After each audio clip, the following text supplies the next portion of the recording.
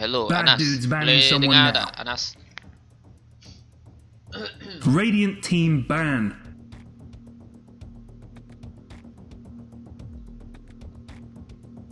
Hello Anas, dengar tak Anas?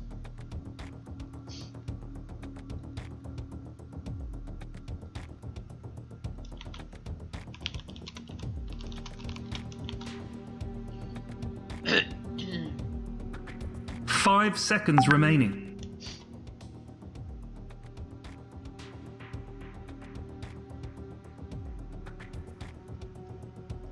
Dire team banned.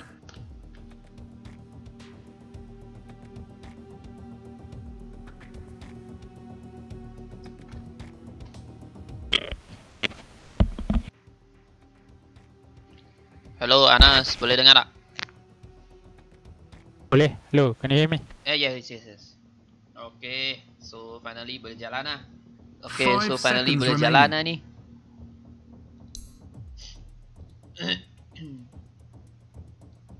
The green team's banning someone now. Hello.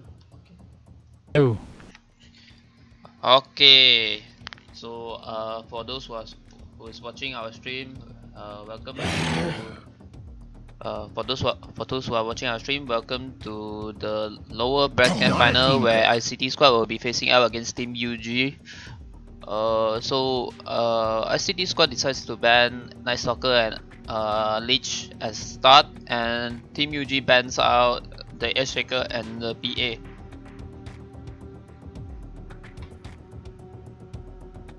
Oh, I previously beat Vaping 5 Bats seconds remaining. third game. Yeah, I did not watch that match, but I was a bit surprised by the result lah. Honestly speaking, that Radiant team game pick. was pretty okay lah, pretty fine. It was an entertaining game lah, to be honest.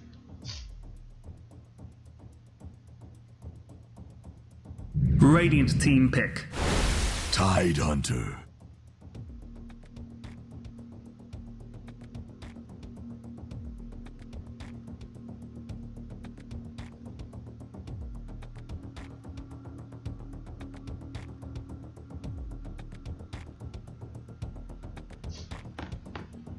So UG goes for their first pick 5 seconds Venomancer, while ICT squad starts off with Tide Hunter.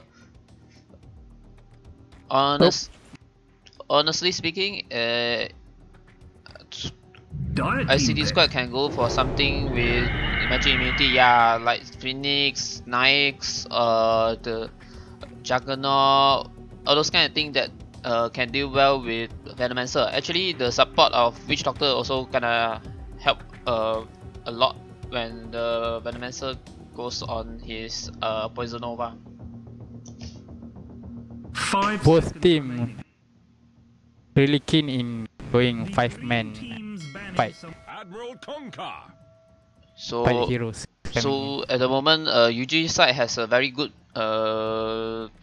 pseudo dude's banning control someone and team fight with Venomancer and Kunkka, but these two heroes doesn't offer a lot of burst. So Radiant let's see team banned. what ICT squad will go for, because right now ICT squad is also focusing on the Tide Hunter and Phoenix, which is also a lot of control, but they have no true burst yet on the Dire lineup. team banned. And the two hero are depending on long cooldown ulti.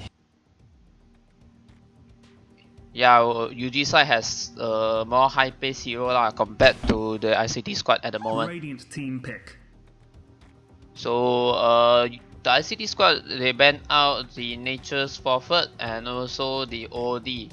So the OD is good against the Tide Hunter, while the Nature Forfeit generally the ICT squad doesn't want to deal with it because it offers the speed push against the team fight lineup, like for ICT squad that is gonna run, because they have very long ulti. 5 while seconds remaining. Nature Forfeit will keep you on your toes. You know, you have to keep on defending. You cannot like stick S5 and go for a team fight. So I think it's a pretty good ban to take away Nature Forfeit. While looking on UG side, they banned away Sniper, which is a very annoying hero to begin with. Then also they banned away the Park. So technically they just don't want to play against some of the better mid heroes that some of the heroes that can maybe disrupt their combos, maybe can disrupt their teamfight sort of thing. Might see Restless Void or Spectre synergize well.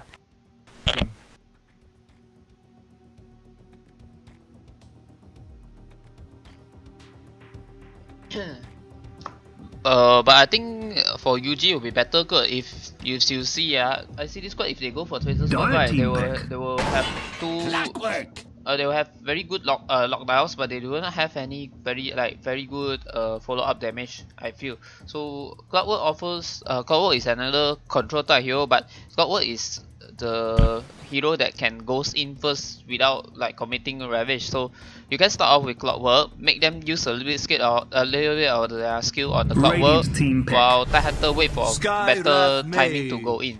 So UG decides to go for Skywrath Mage, a hero that is very good at playing pickups. Like you can combo up with the Kunkka, Axe and Torrent. So while he acts, the Kunkka can axe and Torrent, and then Skywrath Mage uses his combo, and 5 seconds remaining. Escape from the ulti of Skywrath Mage, which is like a very good pickup tool to play. So picking Skywrath Mage, suggesting to I mean it looks for me that UG is going to take Faceless Void later. So let's see what ICT squad goes for now.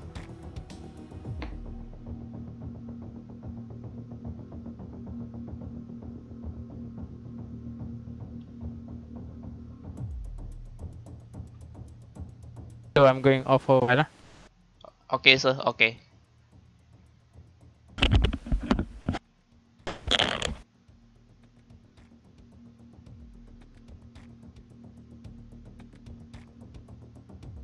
Dire team pick. Necrophos. So ICT squad goes for their Necrophos.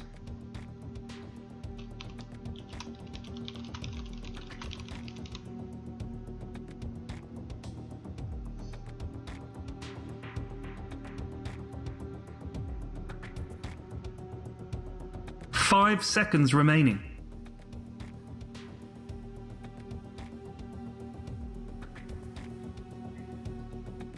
I think the first role here is more like a comfort pick rather than any counter to the Radiant side hero, because so far Radiant side has no sort of like DK Timbersaw kind of hero that needs the burst of the Reaper side to kill off. So the Necrophos is mostly picked just for the what they call it, the sustainability of that hero.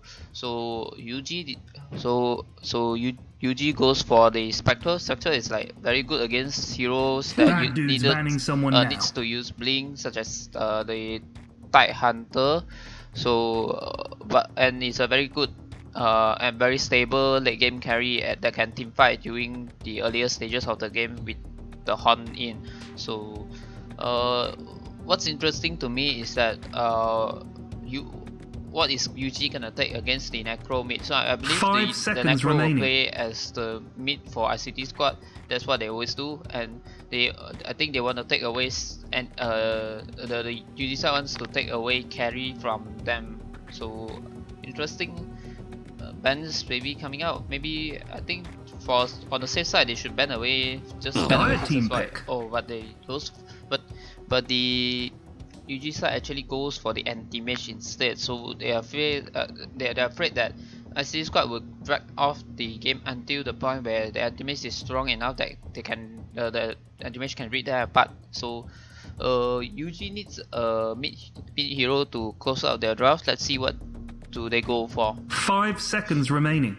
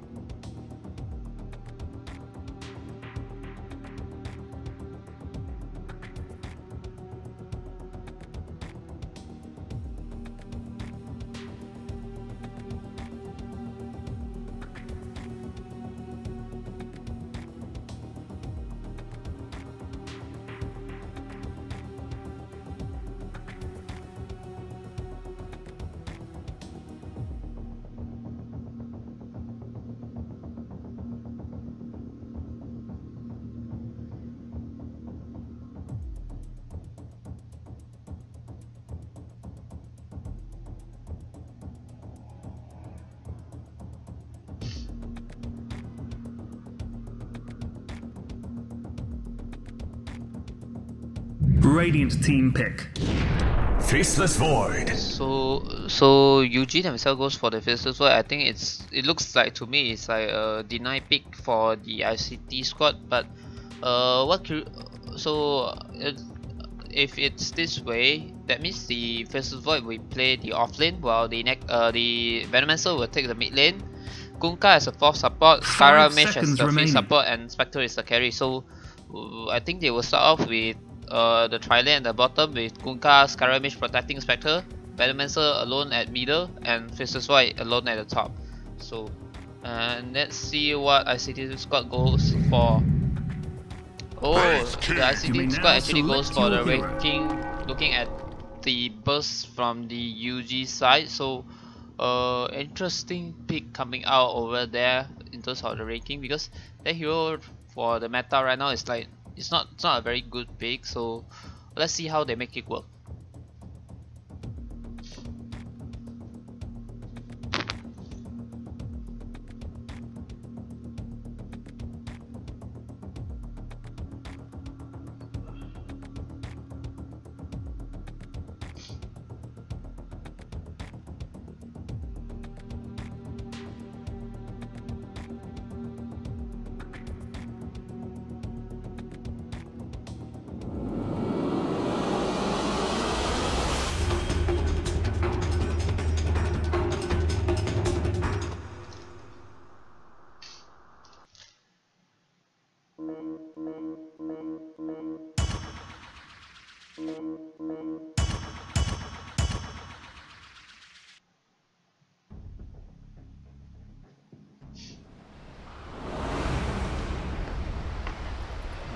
So ladies and gentlemen, welcome to the lower bracket final for Team ICT against Team UG. So on the Radiant side, we have Dunhill's Kota playing as the Necroforce, Mr. RQ playing as the Rev King, Sharp is playing as the Phoenix, Mr. Z playing as the Tide Hunter, and last but not least, Mr. Mac playing as the Clockwork Goblin.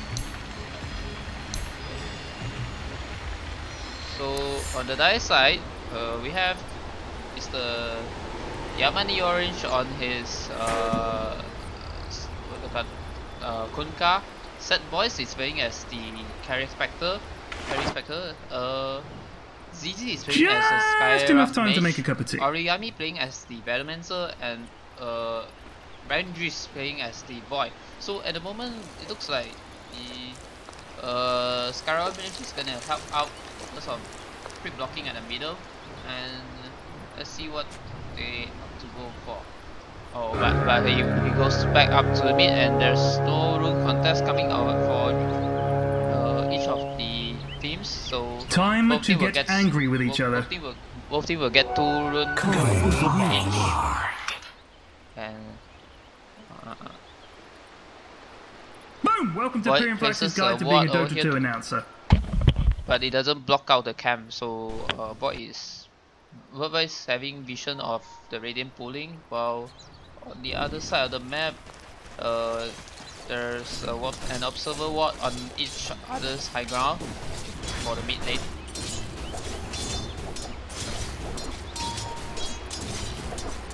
No. Denied. So like I said, they went for the Spectre tri-lane, and on the Radiant side, the Phoenix is protecting the Red King, and they are doing the pulling for the clock. So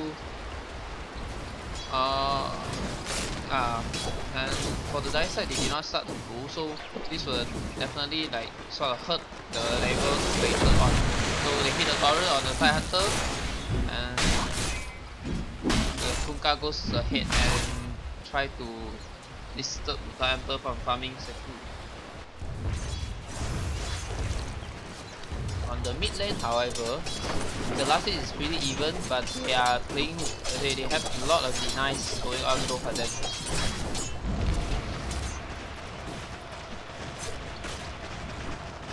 Phoenix is actually doing. The Phoenix is actually doing very well in terms of zoning out the sniper. So zoning out the Faceless Void, and the Faceless Void until now doesn't really get any last hits yet. So unfortunate for the Faceless Void. If he had gotten a bash on the Phoenix, the Phoenix would have dead. That would be a first blood. 'Tis mine.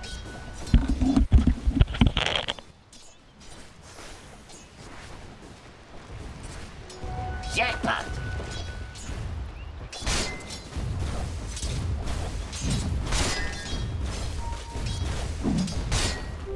Invisibility. First blood. First blood. And here come the I sharks. think they hit a torrent and then they go for the kill on the Tie Hunter. So Neko gets the Invi in the middle and they trade a little bit of skills, but nobody is suffering.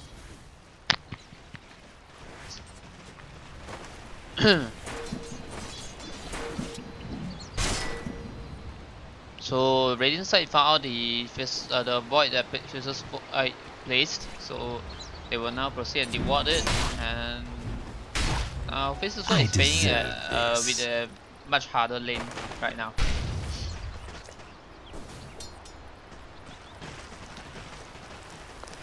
It's surprising to see Venomancer go for the Foreman Shield as the starting item. Usually Foreman Shield is not so effective against as a ranged hero as compared to melee. And Neko goes for the Bracer. I think he will finish his Athos later on. So Korea is delivering his water. Oh no, there's no water build for the Necro. He will go straight for the boots and the magic wand.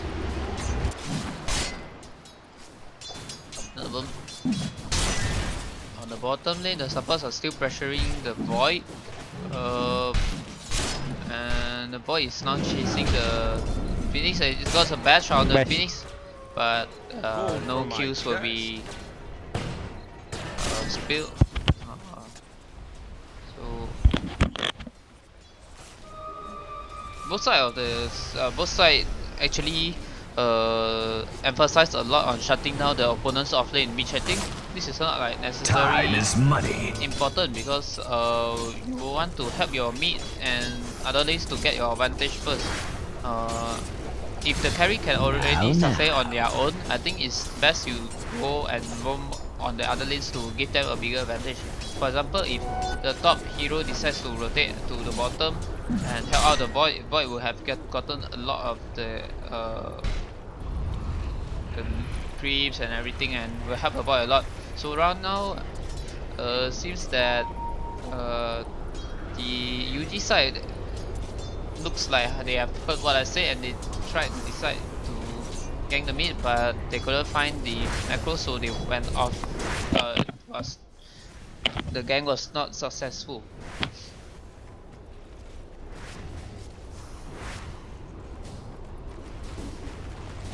Still pretty even in terms of last hit for the mid matchup. So Veno, looking at his time, he's actually going for Veil or Discord instead of usual Midas we see on the mid lane Veno. But hero wise, I think Veno is actually fighting a very tough matchup in terms of the Necro, because technically Veno has no killing potential on the Necro if the Necro plays it right, and we are seeing the two supports from the Radiant side actually placed near the Radiant Tower, the Dire Tower, and they actually are going for the Veno now, and they are gonna get a kill. But however, I think the Clock will pay for this. Oh, they got a deny on the Clockwork, and yeah, I think the Phoenix will survive this because the Poison Nova doesn't take to the last stick of the HP. What a deny coming out from the ICD squad. Unlucky if Ponka the ones who's TP in get more kills. Yeah, true man.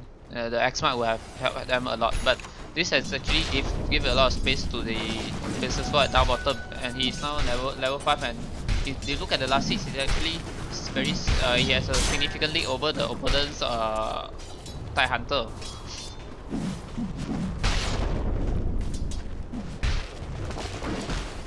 He has his Chrono already.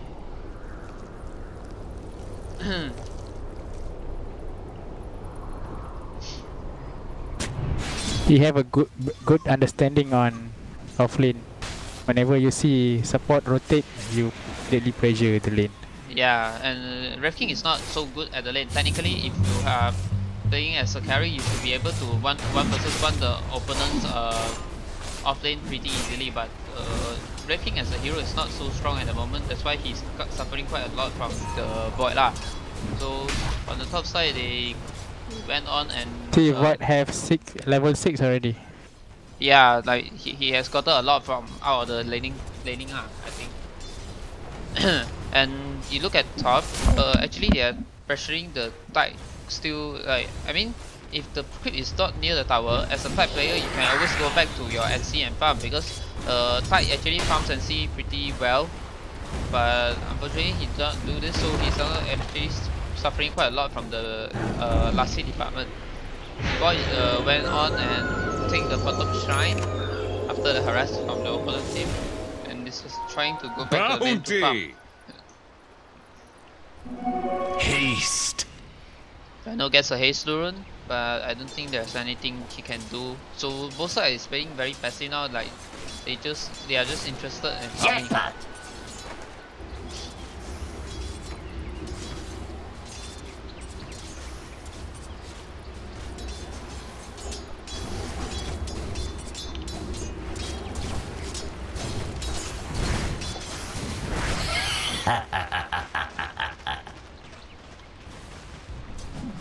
Steal your face.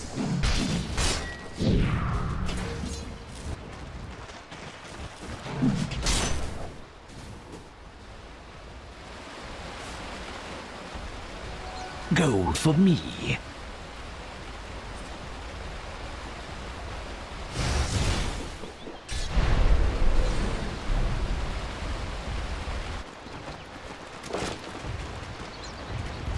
I mean, looking at the game is still pretty even, but the difference between the two offlaners is actually pretty significant. Like you look at Tide is sitting at 1.3k net worth at level 4, near to level 5, while the Kunkka is actually already level 5. I mean, this is quite bad for the TIE Hunter. While you look at the Faceless Void, he's actually now level 7, and the open supports is level 3, and yeah, another level 3. So on the laning side of things, I think UG is doing better at giving their supports more space to farm out. You know, they took stacks, they make some pools over here near the dire big camps and stuff, so they actually gotten more from out of the map lah, compared to the Radiant side at the moment, because the Dire side actually has harder to kill cores. Like Spectre and Void is actually very hard to die because Radiant side go for the support clock that doesn't offer kind of lockdown. It only offers the power clock, so heroes like Void can easily get out from the clocks. So interesting. It's gonna be interesting to see how the Radiant team proceed to the mid game, because their support is heavily under level at the moment.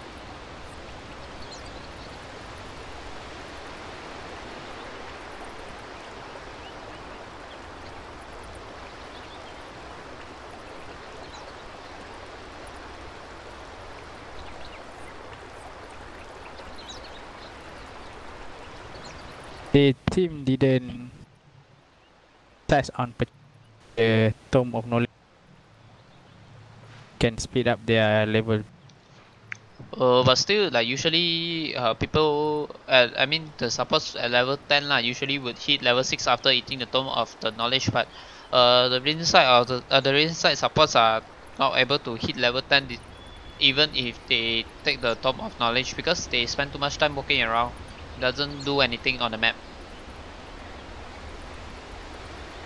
That's the risk of plating with 2 hero. Have to find kills, not a lot of time. So they have a blackout drama.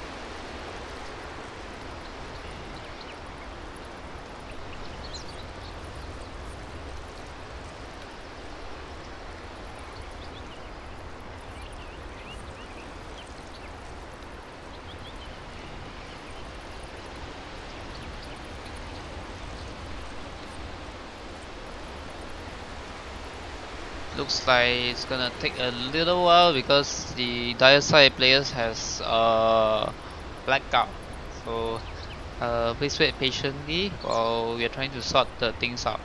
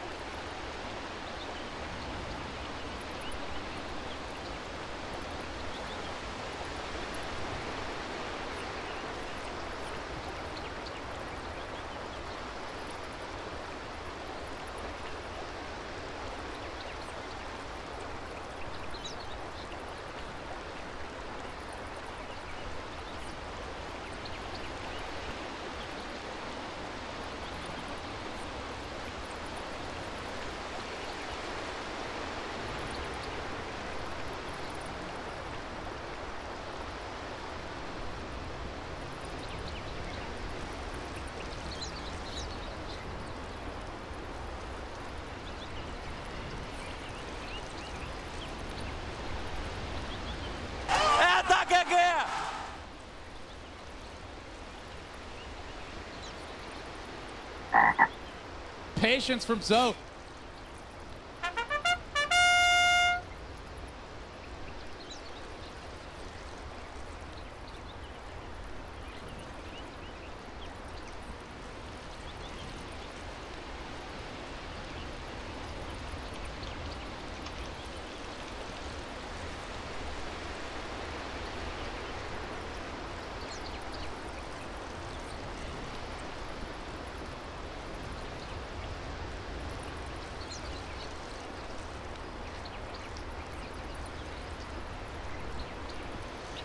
Anas, Anas.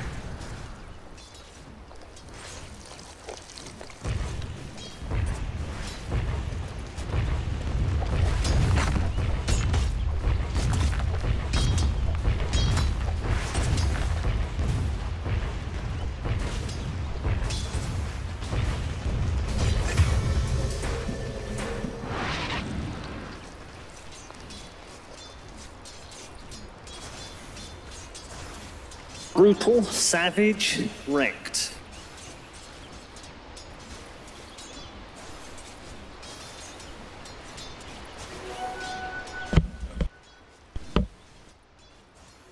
Gold for my chest.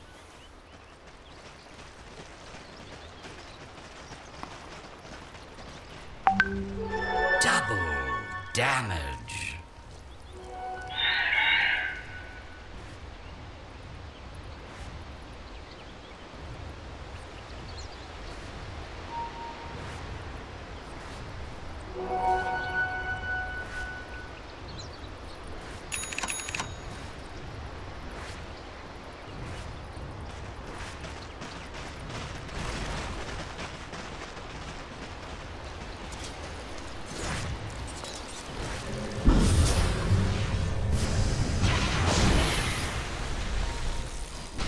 My flesh vitiate. Blood in the wake.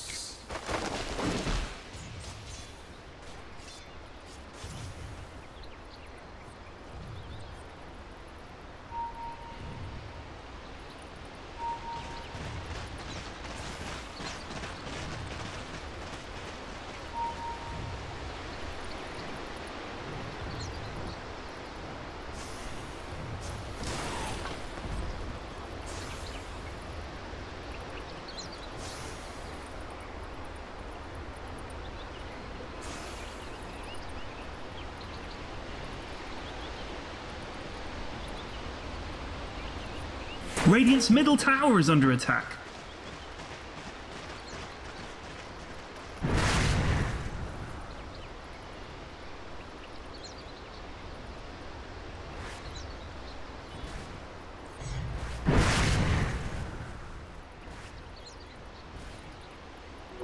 Oh, bounty! Dire's middle tower is under attack.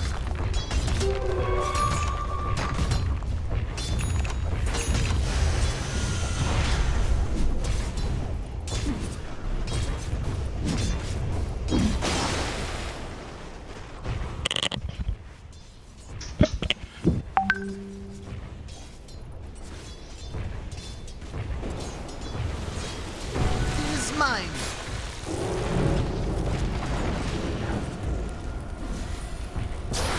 I run aground. You taste your own rotting tongue.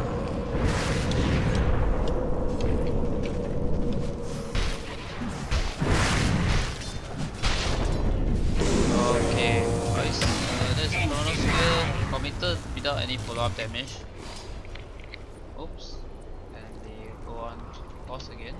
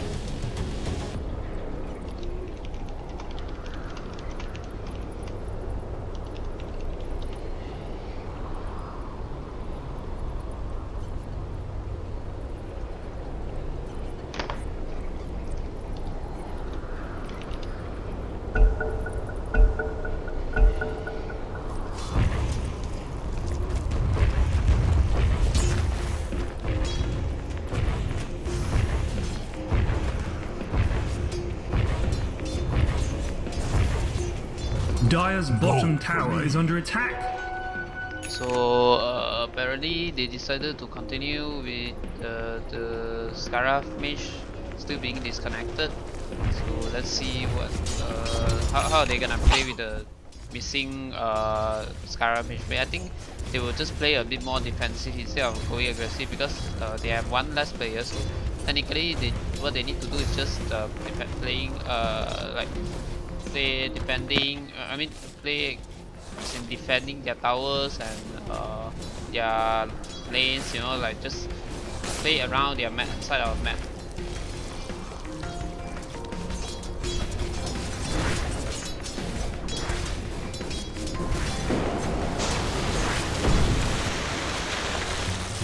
So they are now trying to go on the Necro, but yeah, nothing's gonna happen.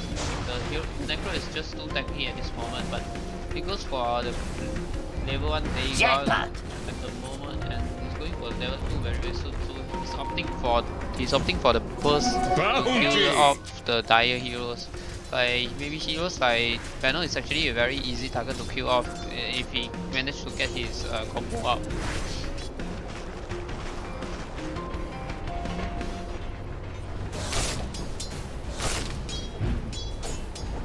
Tide has finally managed to find his footing in the game. So he has his Ravage, so maybe the Radiant wants to play around the Ravage. Let's see how they're gonna play out. Torrent combo on the Phoenix and Phoenix dives away.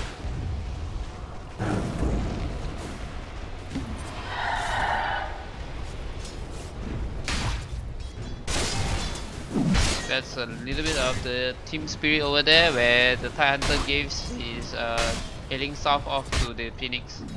So both sides are now just back to farming and not much action across the map.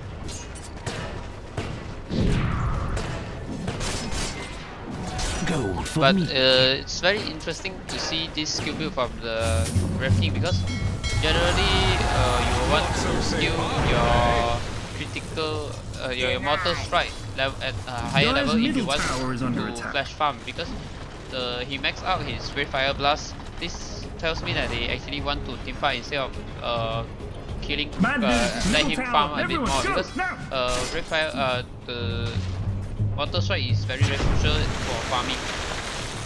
The lower levels will not give the higher levels will give much more efficiency to farm.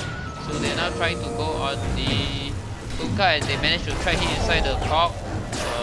The Necro comes over and gives him a taste of his Dagon too.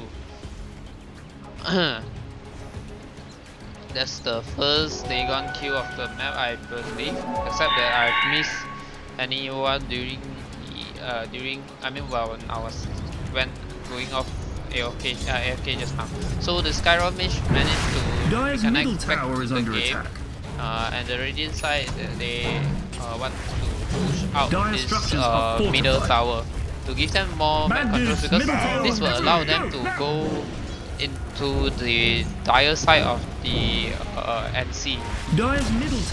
So the Radiant side managed to get a big tower kill on the middle, and they are now going on the clockwork on the bottom.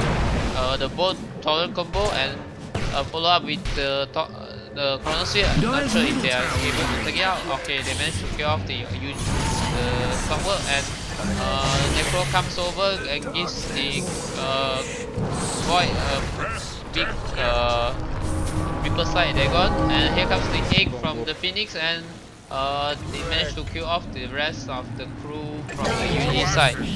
That was a very nice team fight by the ICT squad.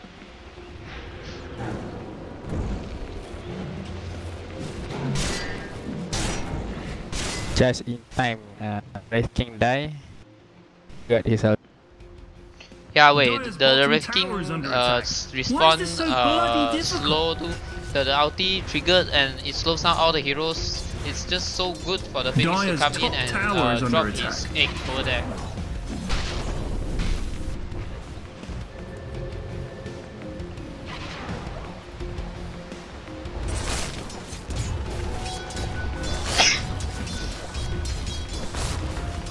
And if you go to the late game, right, Red King is actually not too bad against the Spectre. I mean, you can go toe to toe with the Spectre without losing so much. I mean, as for other heroes, maybe they are just not so good when the Spectre gets his item, but Red King is actually pretty fine dealing with the Spectre later on in the game. Missing top.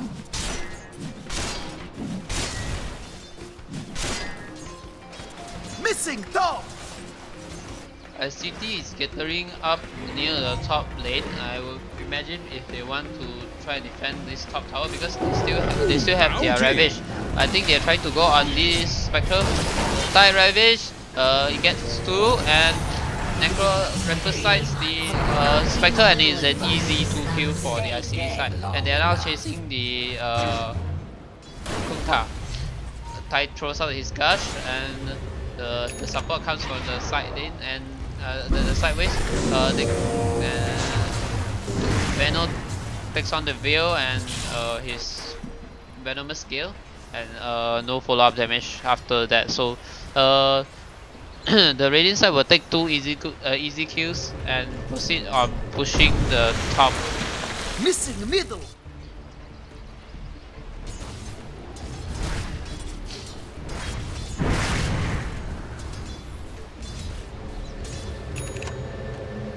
Oh, so they decided to give up the top push and the Necro TPs back to the middle to farm out the wave coming into his tower. Griffin got his Dazzle and oh, look at the damage on the boy, man. So he's still chasing the boy. And the boy time was away the damage and there will be no more follow-up. I think the Radiant side can go for a Roshan round if they want because the Red King has enough, so they has enough damage to deal with the Roshan. Time is money.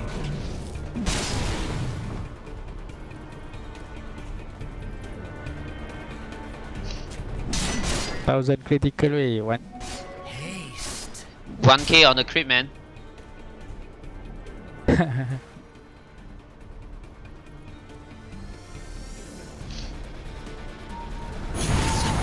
So the Necro gets a hit and gets a haste and just stay gone and Riverside the Saga Mage. At the moment, the supports of the Dire side is just technically food for the Necro because the Necro has so much burst damage to begin with.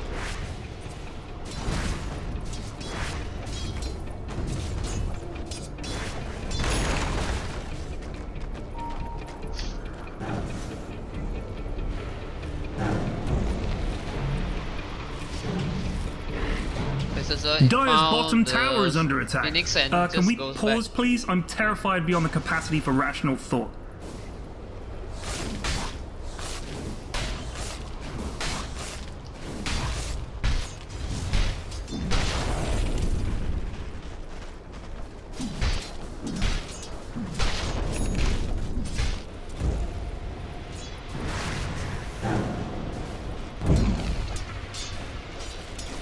So both sides decides to go back to farming. No more, no objective until the next ulti. But I think everybody has his ulti up. So I'm so curious why both sides are playing like so what they call it, so passive. Actually, they can just go aggressive on.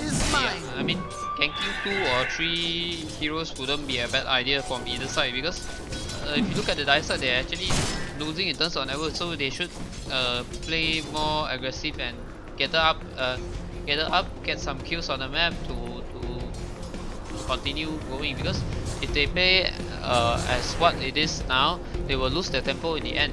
And this is a bad work by the Veno because this will block the crit spawn. So he managed to take out the Spectre, and Chronos on 2 kills off the block work, but no more follow-on damage. So that is a very bad Skyrock ulti. Back so soon. So Venomancer turns on his ulti, but Tide also waved his Ravage, nobody's dying. So X marks and X marks a Necro back. Necro still has Dagon 3, mind you, so I don't think the Dire side will want to pursue on that. Dire's bottom tower is under attack. During this downtime of the crap anyway, don't sweat. Ravage, they should wait for the Void ulti, and when the Void ulti is up, they should just go for smoke and gang on the rear side, because Void ulti is 78 seconds off cooldown, and Dire's bottom tower is under attack. Tide has 100, so in between they have around 35 seconds to make the gang if they did their math.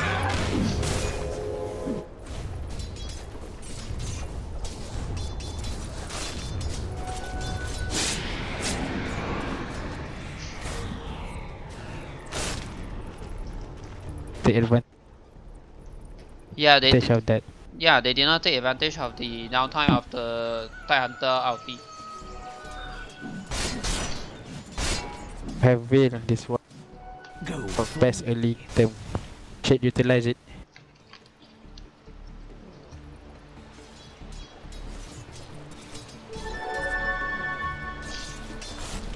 But the Spectre is approaching his what they call his Radiance very quickly, maybe in 2 minutes time.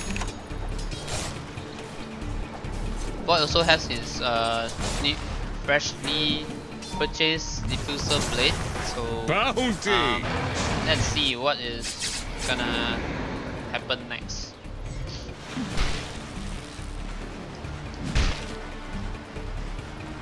We're all this while fighting 4 against 5.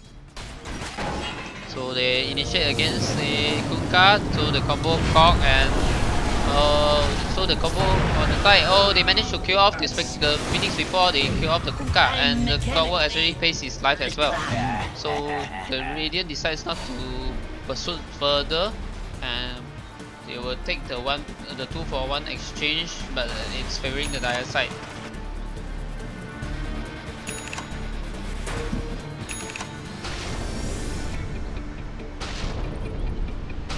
Dire's bottom tower is under attack.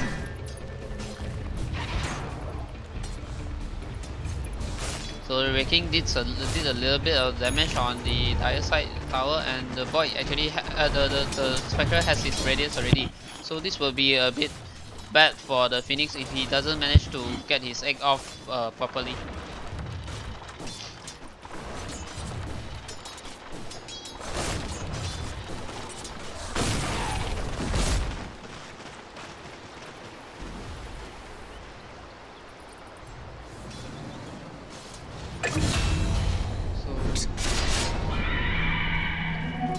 Phoenix kills off the Veno, and there's no follow-up damage to kill off. Well, but it's a massive fight where everybody is just dying, you know. And now the Void, the Spectre is also dead. That is a very funny Ravage over there, where because the Spectre is just jumping around, so the Tidehunter got mad, got angry and just throws out the Ravage to make sure that the Spectre is dead. But looking at how the game goes now, I think it's gonna be a big problem for the Dire moving on, because I don't. It's very hard for them to team fight into the Radiant. They should get the. They should play the catch type of style of Dota, when because they have the Kunkka and the Skyrock Mage, they should go and Radiant's combo middle up tower or is under support or attack. something, kill off, and then go back to farming or push out for the lanes, because Radiant will want to fight as 5, so if you kill off 1 or 2 to begin with, they will want to fight you. Dire's bottom tower is under attack.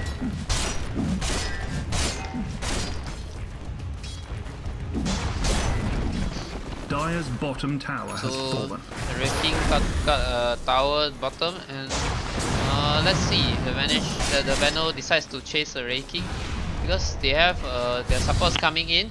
The Void is coming from the side. Veno diffusal on the Wrecking, and they trigger. They get his ulti out.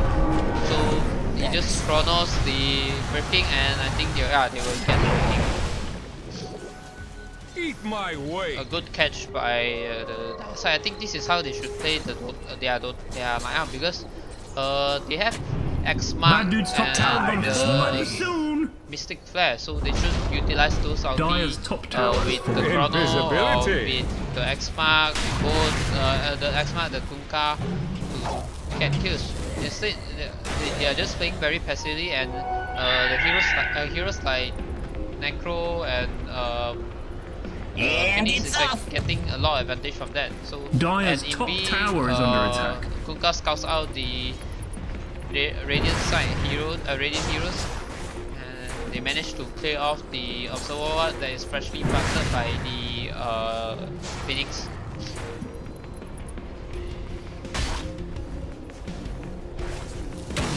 Rock it on.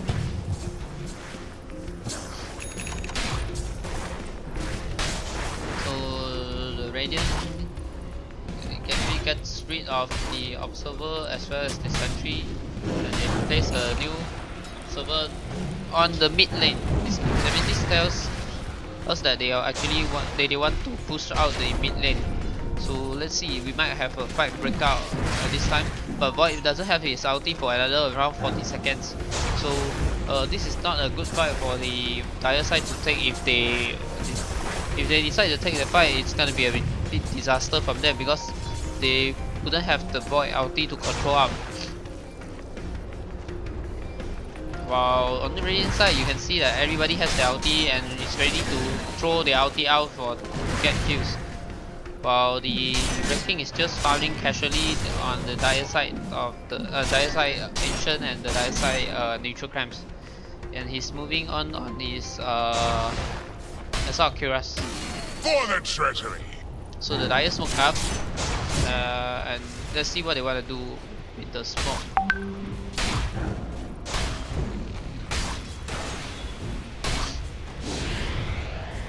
Spectral throws out his Spectral Dagger.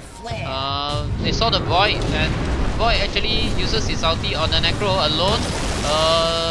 Counter initiate by the Tide Hunter getting the Void, and they still do not manage, or they manage to kill off the Necro aside the ulti from the Phoenix, and right now they managed to take away the Clockwork as well, but the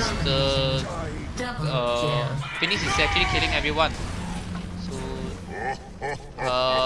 it's another war won by the Radiant side, but both sides kind of traded equally. The problem is that the Dire side do not manage to kill off the Necro before.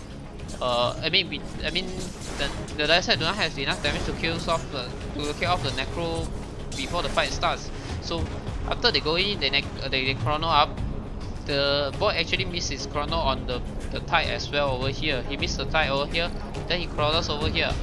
Necro is here, so the Tide just goes back in and ravage everybody near around here. So this is. Take it. So the Radiant Man took a DD and just take away the Roshan. So the Wrecking will not have 3 lives, maybe 4 if he managed to survive for 40 seconds. So this is now a very tough hero to kill off the map.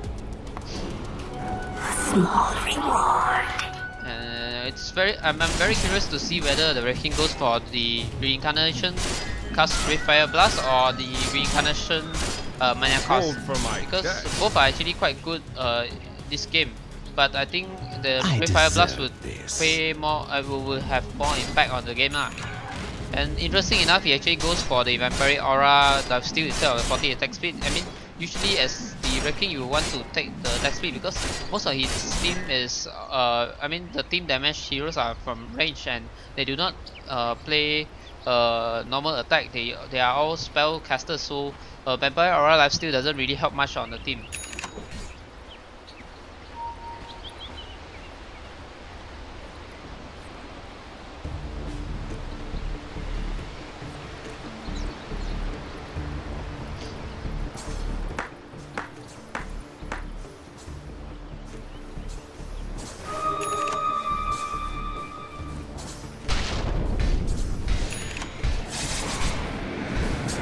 So for the Dire side, they actually need to drag out the game as long as possible for them to have a chance to come back, because technically they are they have like more costs in the late game, because right now the Necro is very hard to kill. So if the Void managed to get to the point where he gets a lot of items, gets a lot of farm, he can actually kill off the Necro, and they can actually team fight better after the Necro dies, because Necro tanks sucks up so many damage, and the Dire side don't have the follow up to kill off the heroes.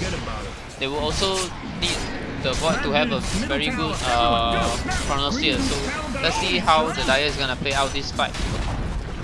Ruh-roh, bad dudes, ruh-roh, middly widdly gone all diddly.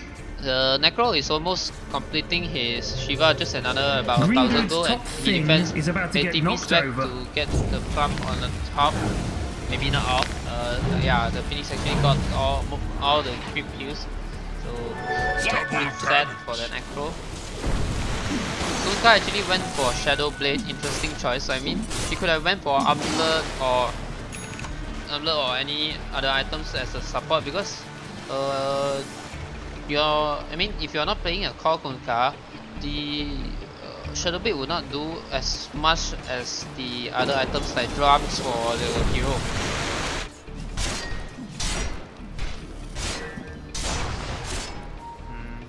Yo, So green dudes, Venom actually something got bad is his happening. In Aghanim your Scepter bottom. and now has his Hurricane Pipe.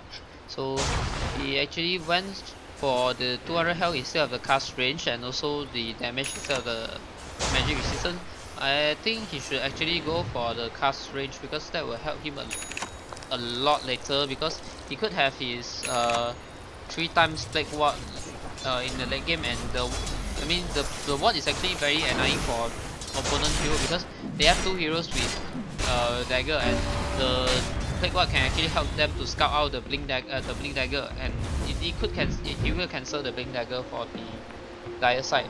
So Spectre, after getting his Radiant, decides to go back for the Blade Mail, which I think is a bit questionable, because if you want to get your Blade Mail in the first place, you do not have to you will have gotten your Radiance first before the Blade Mail. You can just go Blade Mail first and start the and play fighting Spectre with your team, but he spends so much time farming the Radiance, and now he's going back for the Blade Mail.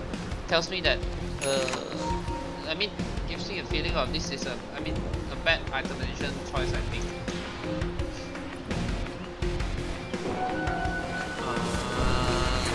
Scarab is still working on his Raw Athos, but he's so under level. If he has gotten his level 15 talent, he would have gotten his Raw Athos much earlier.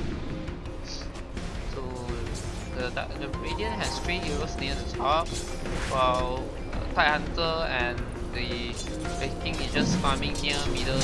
And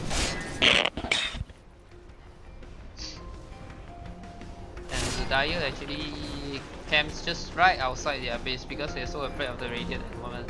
So Radiant decides to Dire's push top out tower the is under top attack. tower. We're detecting high levels of sarcasm, Captain. The Dire Ward actually scouts out the Bad dude's top over tower there, gonna fall and over they soon. decide to now camp inside the base as well. But the weird thing Dire's is top you want to tower is see under the its top is Spectre all goes on nasty and farming, breaky. but they actually let the Kunkka to farm. So I think they want to make this Kunkka another core for them in the game, because right now you can see he's going for Daedalus. The Kunkka is actually going for Daedalus now, so interesting choice by the Dire. I'm not sure if that will win them a game, but let's see. The Radiant side pings out the Venom. So, oh, Void actually Chronos on the Phoenix alone, and they kill off the Skyrim Mage before he can do anything. So the Phoenix will turns into an egg, and Titan throws out his Ravish. This is a disaster for the entire side because they just lost their Skyrim Mage and Void. And the Spectre is not accomplishing anything. They got a very good 2-man chrono, but another Reaper sight by the Necro on Veno is there for 110 seconds. I don't think the Dire can fight the Radiant now. I think the game is done. Bad Dude's top Rax is getting Dire's top barracks is full. Bad Dude's Rax is now officially burger meat. Will Radiant go for the middle tower? Yeah, Necro just cancel his TP and they decide to just straight away go for Mega Crisp maybe.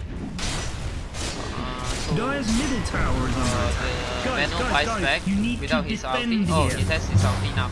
So let's see how they want to fight it. Both lands on, they go for the double torrent, and Venom has 3-man ulti, but not sure if they are still able to kill off the Radiant heroes because the Radiant heroes are so tanky. So they managed to kill off the Necro first, and also maybe the Fire Hunter, and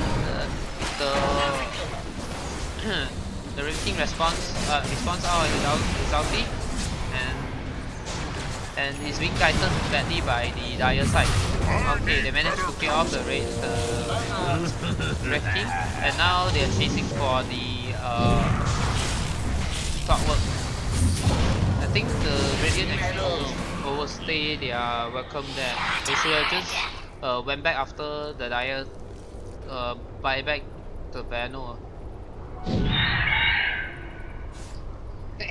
That way they wouldn't have lost this much hero.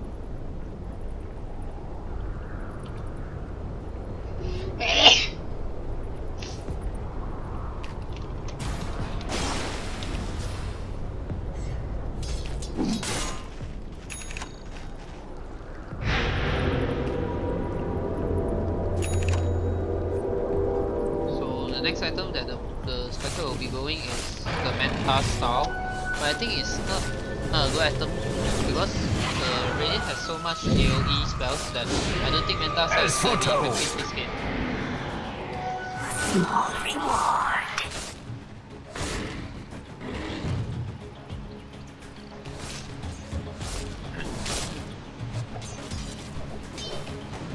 Kunkka goes on his normal farming, and I think he's gonna transition to another car of the Dire side because the Vano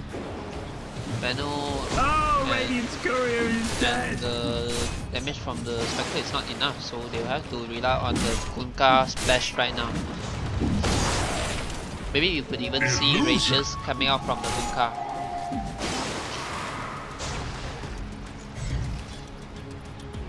Bounty!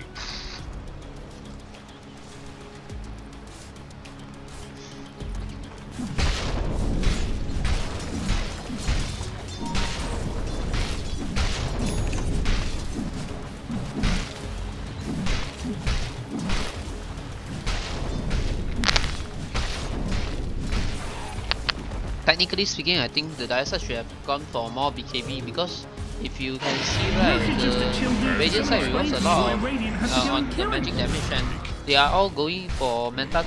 To me, I think that is bad atomization by them because if they have gone for BKB, they would have not getting any damage from the ulti combo from the Radiant side because the Radiance,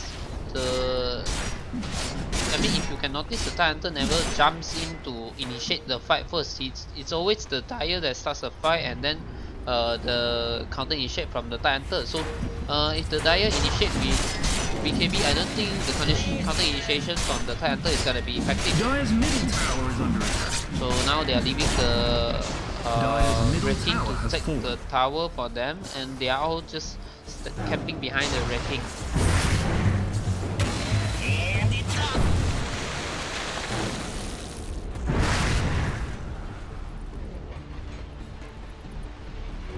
Coin for me.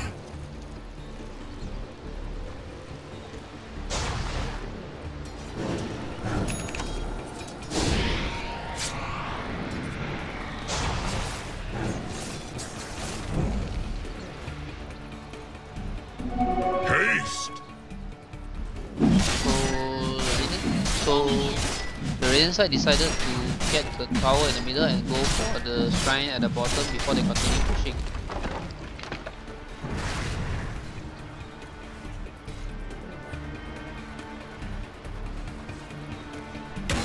Players here. If you look at the levels, right, if you can notice that the Phoenix actually has a very high level despite not going for his Hand of Midas.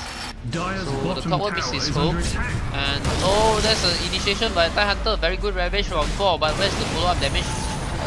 They got a Ripple side kill on the Skyrim mage, and on the other side the Spectre hunts out and they got a chrono kill on the Phoenix, but as well as the power dying, but they're still not able to kill off the other two heroes. The Red used his ulti, but he still has his Aegis. Another Reaper sight from the Necro, and this time he does not kill off the Venom, but yeah, he's gonna get in anyway. The X-Torrent combo by the Necro, by the Kunkka failed this time. Radiant's middle tower is under attack. Another X into the boat and the Torrent. This time they kill off the Necro, but not sure if they will get the Red King because he has his ulti back already, and he actually got the Fire Blast on both of them.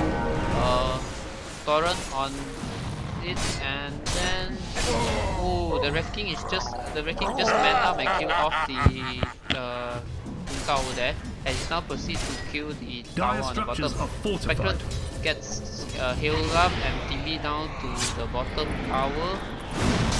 He's facing the Red King, but there's a tide to back up the Spectre. I mean, the mistake by Spectre is that he does not turn on his Blade Mill when he's going in. So the Dire still is holding on. I think the Radiant just overly dived the Dire, so it might cost them in the end, but at the moment they're still leading by quite a huge margin. As you can see from the graph, the Radiant side is actually leading by 16k, experience wise leading by about 10k. So let's see how the game progress.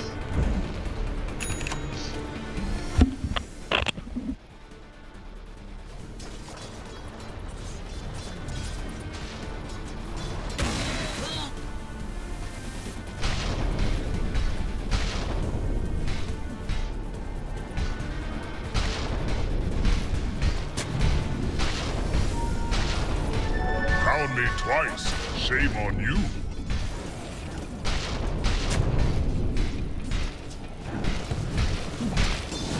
Jackpot. Okay, so they are now looking at the Kunkka. They suggest that I think they want to kill off the Kunkka. Okay. So Red King stands in front with his double damage and stuns on the Kunkka. Well, you see the Phoenix is just standing behind with his laser. So Skyrim silenced the Phoenix, but there's no follow up. The Red King just got the Rex for free. So Spectre haunts in. They got a 2-man chrono, but no much damage follow up from the Dire side. So the Red King just respawns, follows up with his ravage, and they get a kill on the Void and the Scarab Mage. So Clock hooks into Venno, gets the kill, and I think Clock is gonna die here as well. But the Dire could not do any single thing about the Radiant, because if you can see that most of them are still alive. Yeah, I think it's the end here for the Dire side. Even the Venno fight back, they still get the Mega, and they managed to burst off the Spectre with the Ripper side Dagger combo. The Necro is just running wild at the moment, killing everybody, and GG called by the Dire side. Team ICT will win game 1. Radiant victory. Good game. Yeah, good game by both teams. Nice execution by the Radiant side.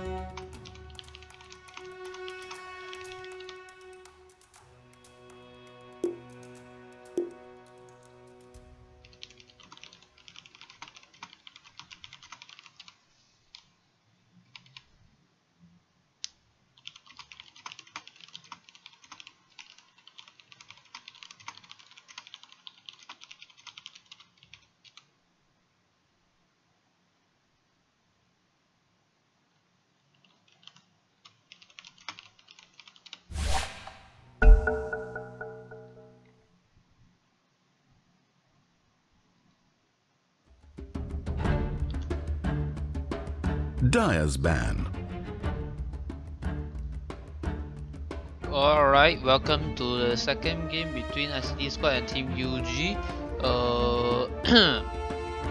So UG will take the first pick this game, and ICT Squad will be on the... Radiant's ban. I'm not sure whether the Radiant on the Dire side. So as usual, they ban out the Earthshaker first.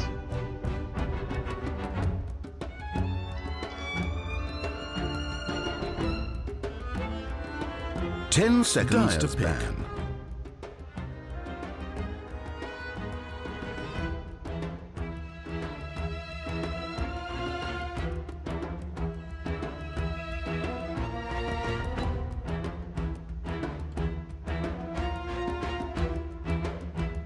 Only 10 seconds.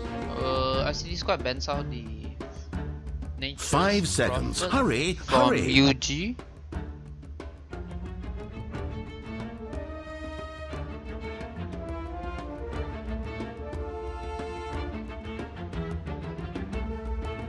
Radiant's ban.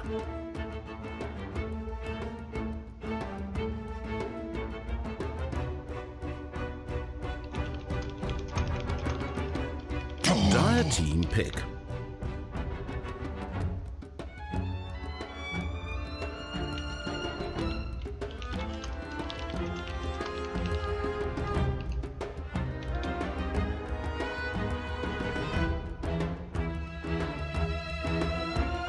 Only 10 seconds. 5 seconds remain.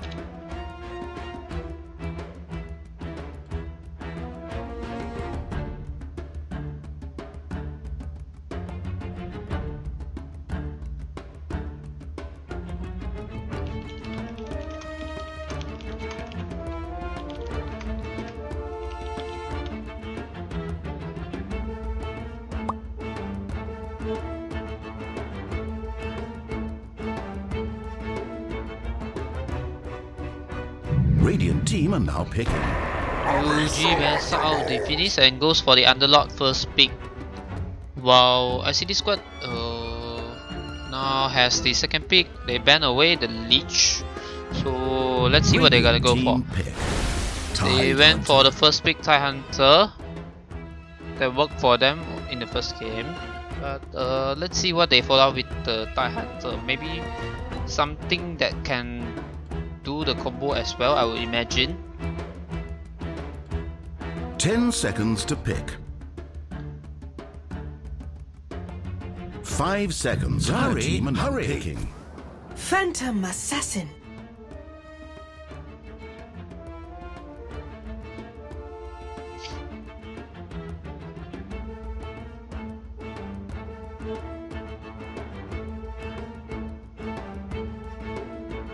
Ten seconds to pick.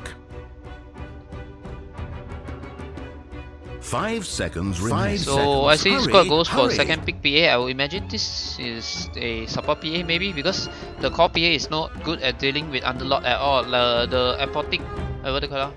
The aura from the Underlord is very bad for melee heroes to begin with, because it will reduce a lot of the damage from the hero. Winter Wyvern. So UG goes for the counter pick for PA, which is the Winter Wyvern, but I don't think this is a core PA to begin with, because core PA is so bad against the Underlord.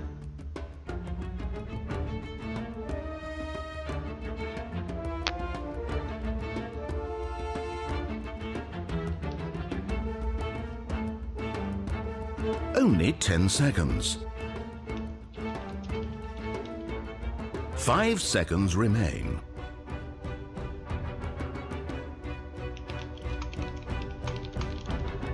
Dire's ban.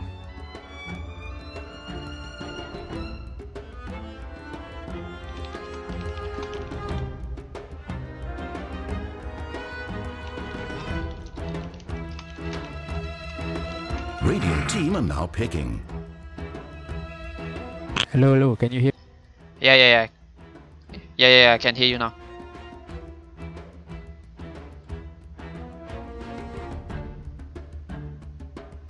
So IC Squad bans out the OD and Juggernaut. I think they should take the OD themselves because OD is very good at dealing with the Underlord. Hurry, While hurry. on the Juggernaut, I'm not so sure. Maybe it's just that they are not comfortable playing against the Juggernaut. While on the UG side, they actually banned away Sniper and the Rubik, suggesting that we might want to go for heroes like maybe multi-fight based like Enigma, all those kind of heroes, that because the Rubik might just steal the ulti and use Jack against them. Lena. ICT Squad goes for the mid lane, I would imagine, the Lena.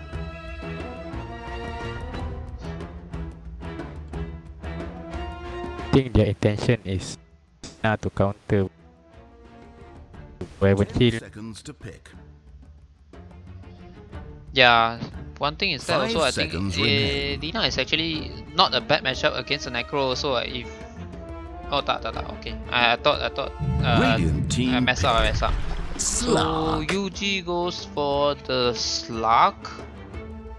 I mean, it's not a bad pick, to be honest, but Slug is kind of terrible in the lane against the Titanter because the Titanter, because at the moment you can see UG has a support with the weapon and the Slug. These two are not 5 very seconds. strong Hurry, laners, hurry. so they will need a very strong laning presence position for like the Ogre Magi, so that they can zone out the Titanter. If not, the Titanter can just fight versus them 1v3 after Tide gets a little bit of the damage or the level.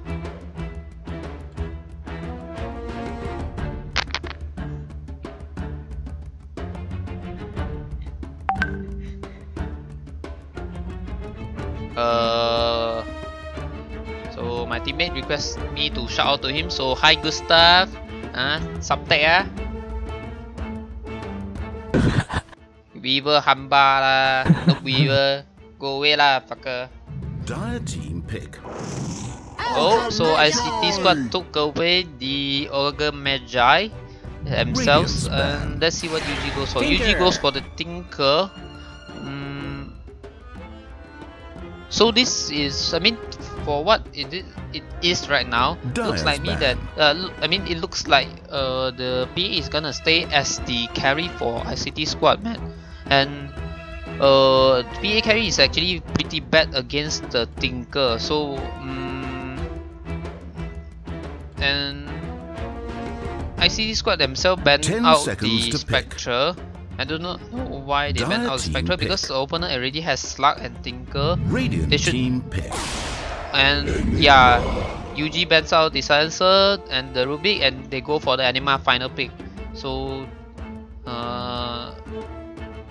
as usual, they still want to play the teamfight lineup, and IC Squad actually goes for the Medusa. So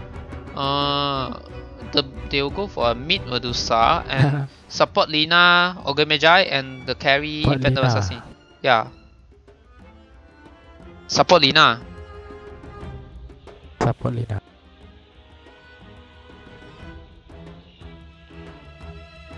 And on the UG side, their usual mid player will be playing the Enigma. I think will be the NC, I think, and the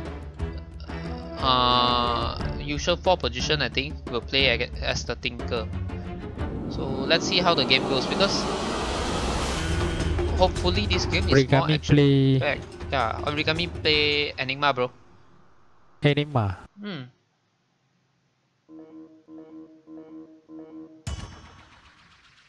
Plays a mid lane. I don't think it's a mid lane lah. They switch the role. Yeah, I think they switch the role, but I think a bit greedy for picking Enigma. So Radiant side, you see ICT, Team ICT, RQ playing as the Phantom Assassin, Shaft playing as the Lina support, Mr. Z again on his Tidehunter, Gunhill Scotta playing as the Medusa leader, and Mac is playing on the Ogre Magi. While on the Dire side, on the dire side, they have Sep Boys playing as Slar. He's a Spectre last game. Origami playing as the Enigma. I think he's gonna go for NC, yeah, the NC Enigma. ZZ playing as the Winter Wyvern. Yamani Orange playing as the Tinker, and 30 Randy's seconds. playing as the offlane.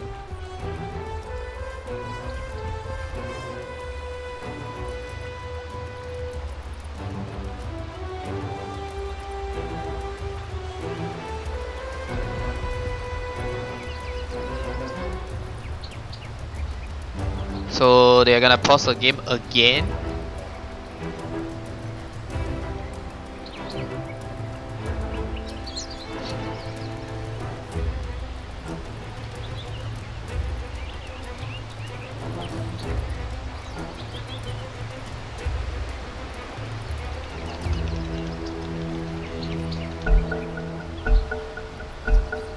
Once again, Digital Sports.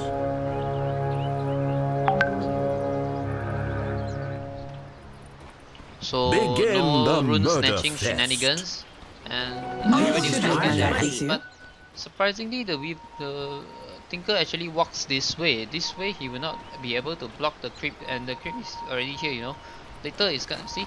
The Musa is getting the block against the creep, and this will give the Musa a better lane against the Tinker. Actually, the Tinker should have a very tough, very good lane against the Musa because of the nature of spamming out the laser and stuff. But since the Musa has the high ground right now, I think the Musa has the better laning to start. So as usual, they will go for, yeah, he just turns off, he just has his Atrophy Aura to play with, and it's very annoying for the PA. And they are harassing the Underlord badly, and I think they will get a kill over here. One more hit from, oh yeah, one more hit from the Lina, and they got a kill from the Underlord. This one's gonna be a scorcher. This is a problem of running very aggressive, what they call, very greedy lineup with Enigma playing in beginning in the jungle. So he will start off by stacking this medium camp. Now the Tinker is actually going very aggressive against the Medusa, but he doesn't have his mana anymore for the Tinker. So it's very I'm very curious to see how the rest of the lane stage is gonna play out. Because the Medusa is just spamming the sticks with to the Tinker, and yeah, and he's gonna lose all his mana again. So Winter decides to rotate to bottom to help, leaving the Slug 1 versus 1 against the Tide.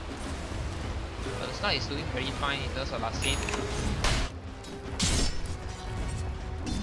I think the Tide should go and pressure the Slug more, because Slug is not a very good hero in terms of laning. He is good if you are trailing him because Slug has a very good lockdown in early game, but at the later stage of the game where the offlane gets better level, Slug is actually gonna suffer a little bit until he gets his ulti. On the mid lane, things are getting good for the Tinker as he's gotten a little bit of advantage against Medusa. Fixered. But he's missing a few last hits, and he's now out of mana to spam his skills. He just got his bottle, and Medusa went for the straight Aquila. And I mean, as you can see, the Tide Hunter is now getting his sort of like free lane over here, and think he's enjoying quite a lot. And the Slug has to retreat back to his tower to farm. And they got another kill at the bottom. Even the Wyvern here could not save the Underlord. I think Wyvern kind of made a mistake also not scaling the Cold Embrace at level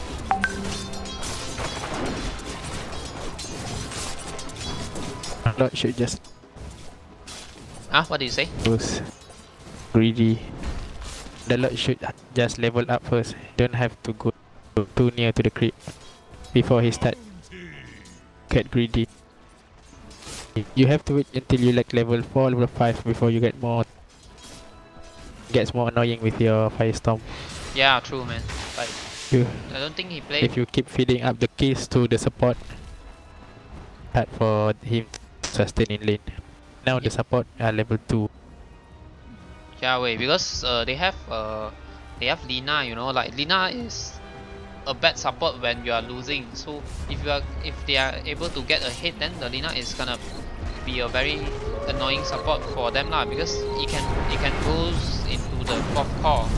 Lina naturally will get a lot of kills by like nature of KSC and stuff. So it's gonna be very interesting later. And you see the team right now is getting very good lane at the top lah, getting levels, getting farms, you know, and pushing the slug out of the lane sort of thing.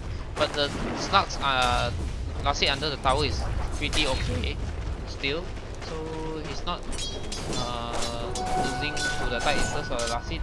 And questionable why the tide actually left the lane to take his Ultimate. I don't think he needs to do that, because what he needs is just keep on pressuring the slot lah.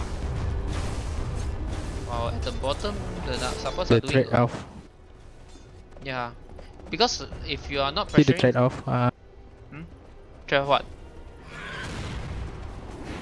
Because now the net worth of Enigma is 3rd already. yeah, That's the trade-off they Dire have.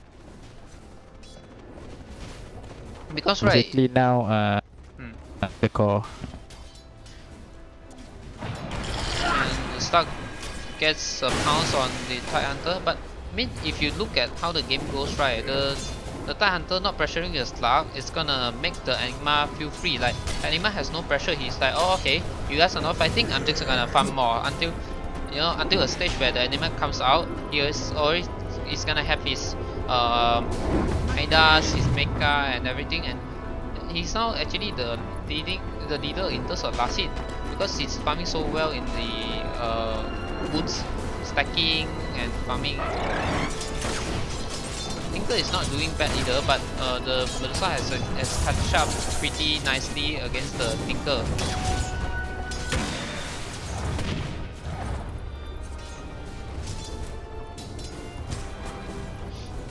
Hey, hello, what do you the Tinker build up? The skill build up. You like 3rd skill or? For this game, right? I think laser is very important this game, because the Radiant side has a lot of sort of like heaters kind of hero. So I would naturally, if I'm the Tinker playing, I will probably just spam out the 1st, 2nd spell, or maybe just without the rockets maybe, because I think this is gonna be a contest of just farming. I don't think the Dire side will do a lot of killing. They will just be content to farm. Like so if the Radiant doesn't push out, I think they will just keep on farming. So if you look at the bottom lane, I don't think there's gonna be any kill potential, but they almost got the courier kill. But if you out your martial machine, does it hurt your farming? No, actually, Martial Machine actually helps you farm even faster lah, honestly. But the Tinker doesn't have his neutral to work with this game. Like usually, Tinker can just rotate back to the NC and let his support take the mid lane. But since the Enigma is already in the NC, Tinker cannot go back to the NC. So we just witness a kill at the bottom, and they are now going on to the Underlord. Tinker comes in, gets a laser kill on the PA, and another kill for on the Lina. I think he managed to rearm. I think he would get the kill on the flank. Oh, that's just a little bit away. Dire's middle tower is being attacked. But a very good rotation for Tinker, because this will help him get his go of travel faster, because he's like suffering a little bit in terms of last hit now compared to the start, because of the constant snake spam. Dire's middle tower taking damage. They planted the Dire wall and have saw the Tinker fortified their rotating back to the peak. So Dire's middle tower is being attacked. Underlord, I think you would just firestorm, just firestorm the stack and just try to get levels and stuff, because I don't think the PA will dare to walk into the firestorm, to be honest.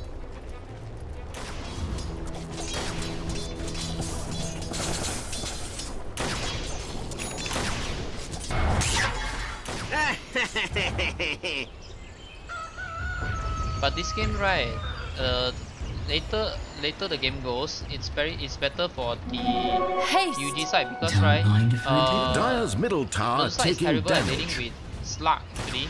So the later the stage goes, the slug can actually get a lot of stats from the Medusa, and the Tinker will just do Tinker things, spamming up skills and everything. If the Radiant side climbs up too much, the Enigma can just come in for the back home, because at the moment the slug is like a bait for the Enigma. Bounty! And slug actually goes for first item, Shadow Blade straight away. Shadow Blade. Shadow Blade, yeah. I think a bit miss micro by the Enigma. Gonna Like, see more action for this.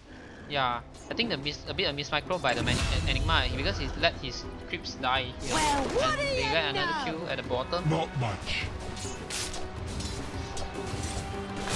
I think this Underlord is dying too much because he just fed like first blood and stuff to the Radiant team, because if he had not died for the whole while, I don't think the Radiant side would have gotten any way to kill him. It's very hard to kill off the Underlord on the See, lane. Ogre Magi is level 5 already. Yeah, it's even higher than the Underlord. His itemization also a little bit weird for the Underlord. I mean, as off laner, you will melee off laner, you will always want to get your Poleman Shield. If he has his Poleman Shield and his Atrophy Aura, I don't think the PA will do like any damage to him. It's very tanky. I think a bit of the itemization error lah on the Underlord side.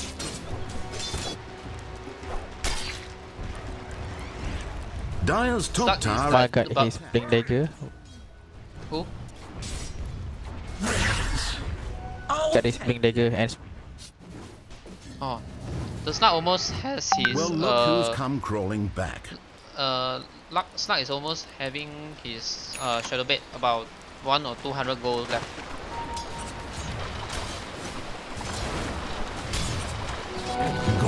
Now time stamina and we can check the net worth. So PA is leading the net worth at 4k, and if you can see right, the Enigma is actually like second highest, almost the second highest net worth. Like it's just toe to toe with the Slug. They're having the same net worth at the moment, and this is a very farmed Enigma, and the passive set up from the Radiant side actually costed. I mean, actually helps the Enigma to like farm faster, and I think actually the UG side, got a better laning out of this I feel, because they technically has four cores at the moment, and the Tinker can rotate anytime with his, and he's just got his Tool of Travel as well. So the game is just getting harder for CT side right now, I feel.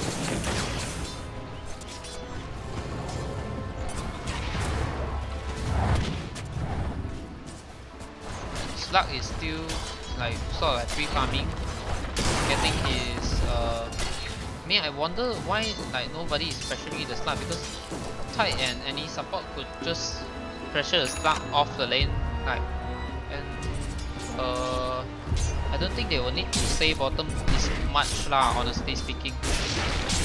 But the good news is that PA is almost there with his Deso. It's just a couple of hundreds away.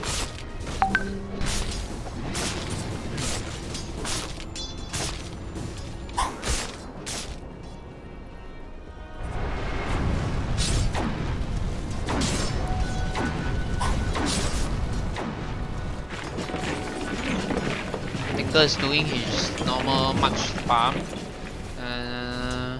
and this is just another sort of like passive game from both sides, as both sides is just interested in farming.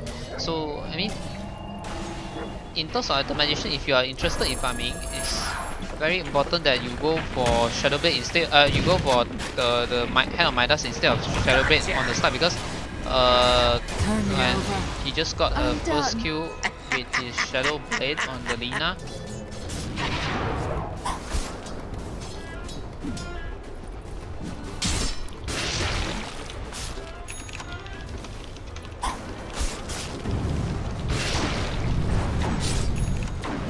Fuck this enemy. Ready by your... Sorry? Enigma by some item, but he's still farming. Yeah, because if you want to farm right, I think Enigma and Slug should always go for the Hand of Midas. In the long run, it will help the team. I mean, it will help them much more because they already got like such lead in terms of net worth. If they go for the Midas, it will definitely farm even faster. And you see, he doesn't control his, he doesn't micro his creep lah. So a bit weird here because you technically wouldn't want your creeps to die before they make they transform into the they transform into two of the Eidolons. So Tinker is just the primary doing the Eidolon should die. yeah.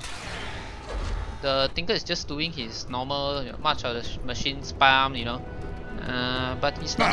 He doesn't have his what they call soul ring yet. So bottom tower is being attacked. Despite his spam, he is actually getting pretty little last hit from his spams. I don't think he actually got a lot of last hit from the spam. That's a bit waste on the Tinker side. I would definitely say. More fuel for my fire. See, like a lot of the last hits are missed. Now he's finally Radiant's middle tower is being attacked.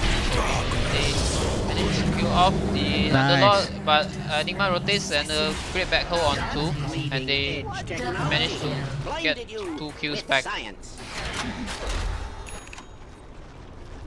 Dire's top tower is okay, Tinker used his mango. Yeah, mate. Yeah, wait. But he need that mango for his soul ring. Doesn't matter, he just got a double kill, so yeah, he could just buy it, no problem. Dire's top tower is under siege. But it looks like the what they call the role of the Underlord this game is just there to like distract the Radiant team. Now they're gathering 3 at mid. They fail to kill the Slug, but there's sentry middle. Slug just Shadow Blade out of the zone and he's now free, nobody's dying. But the PA is still very farm lah, if you can see. But if the PA does not proceed to his, but he will get he will farm his BKB right now. If he doesn't go for his BKB later on, he will have a big problem dealing with the dire side heroes. But even if he has BKB, the Enigma Black Hole will naturally catch him because Dire's middle tower taking damage. Actually the UG side is actually getting like more and more aggressive lah compared to last game because they got their sort of like their items, then they just group up and Radiant having unfortified structures. But Enigma doesn't have his Black Hole lah. So Dire's middle he actually if you do PA, middle tower has fallen. Selfish. but you're interesting. PA and you make this so want to Dire's bottom tower and fight and take kills and then continue farm. You don't farm only. Yeah, but if you see right, Enigma is actually going for Aether lands lah. That is very interesting for me because if Enigma goes for his BKB, there's nobody in the Radiant side that can stop him from Black Hole. So very interesting choice by the Enigma for me. Slug roams into. How does Eternals affect your skin? It will make the Black Hole. Okay. You can cast Black Hole from further. So Slug actually got the kill from the Lina. Like you can blink further, and you can Black Hole like from further away lah. Doesn't have to be like in front of you because if you can see Black Hole, you need to cast like just around like 100 or 200 range beside you. So technically you want to around your hero. Yeah, you need to blink very near to the hero, but with Aether Lens you can cast like much further lah.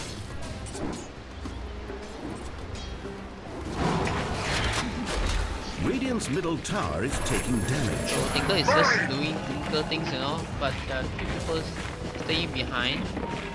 But yeah, this game actually there's no good catch on the Tinker for the ICT side. So if the game drags on, this is gonna be a little bit problem for the ICT side, honestly speaking. Unless UG makes a mistake. If not, I think the lineup from the UG side is actually better at dealing with the ICT side at this moment of time.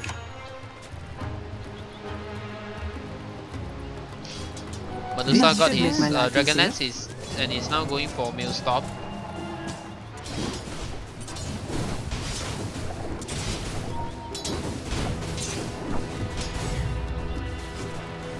Radiant's top tower is under siege. Just when I said they are gonna group up and fight, now they are just back to farming. You see, Enigma has his ulti, but the GG side just decides to, alright, we want to farm, so they just went back to farm. They go in with ganking item like Shadow Blade, Dagger, then utilize it potentially.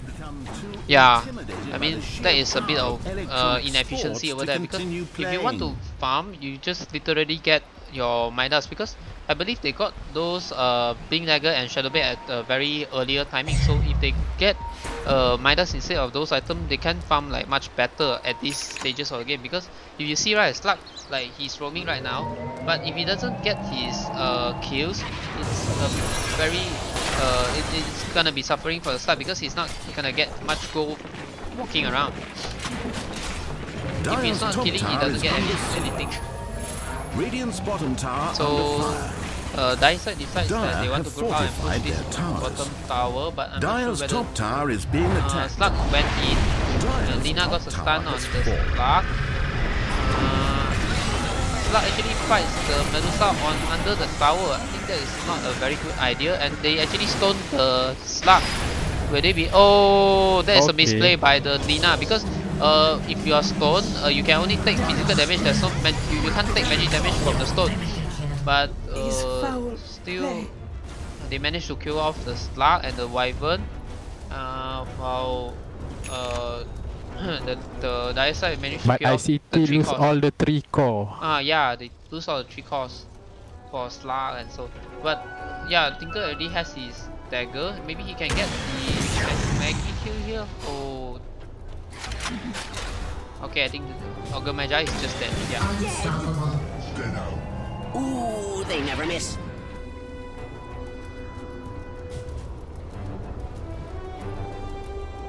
Good awareness by the Tinker, like getting the Magi over there.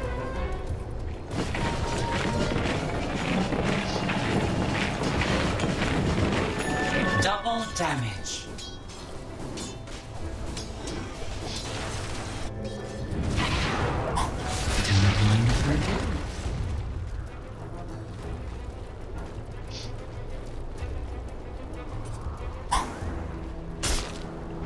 The BA is just one recipe away from his BKB, and they are now going on the Lord. The Lord has a max, so I think the Radiant side will not pursue. Yeah. Radiant's middle tower is being attacked.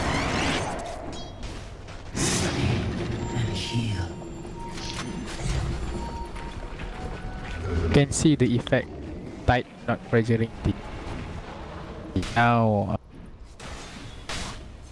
literally 4 cores. Underlord is catching up with. Yeah, and Underlord can fight. I mean, can farm quite well lah, even against the Tide Hunter. I mean, the Firestorm he just spam out. He doesn't need to do anything else. He doesn't need to risk himself and everything. For the Tide now, he actually goes for the Blink Dagger, but I'm not sure whether the Radiant side can like follow up even after he Blink and Ravage. That's the disadvantage of having Lina support. You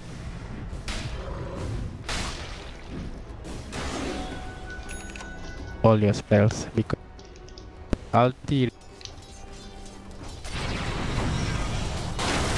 Hey Anas, your voice too macam putus-putus lah bro. Radiant's bottom tower is being attacked. Yeah. Putus-putus sikit. So Radiant's bottom tower under fire. got the I change my bottom. threshold set. Yeah, maybe you need to set a little bit lower for your threshold. Dia macam selalu dia tinggi sangat kan, then the sound will putus-putus. Pelik, very weird setting. Okay, now better. Yeah, I think better. The Anima went for the reduction in cooldown. Now they initiate on the BA. BA has his BKB, so but yeah, I think they will kill. Oh, that is a very good ulti by a good ulti, and also the what they call co-embrace by the Winter Wyvern saving the slug. And Fight comes in with a huge ravish, but not sure if they can do anything. Well, the Tinker is just cleaning up the moment, and they are killing everybody. One more hit from Tinker and they will get the kill. Yeah, but not sure.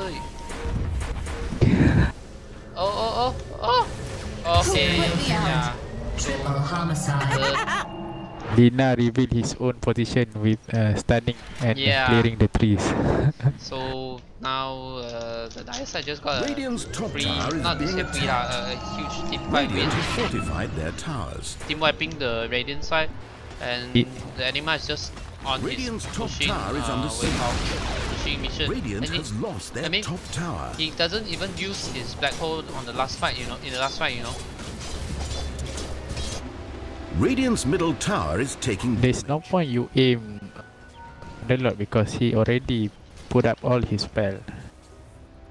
Yeah, but I mean, the hero is still annoying in that sense lah. But I mean, that said, actually they do not have good heroes that dealing with Underlord, because usually you will want to have like Silencer, OD kind of hero that deals damage to deal with the Underlord, but they only have Medusa and PA, those kind of heroes that deal only physical damage and stuff, but that is not effective dealing against the Underlord. So this is gonna it's gonna be suffering for the Radiant side. This should make my life easier. As you can see, the Tinker is just playing like a boss now. He doesn't care about anybody else on the map.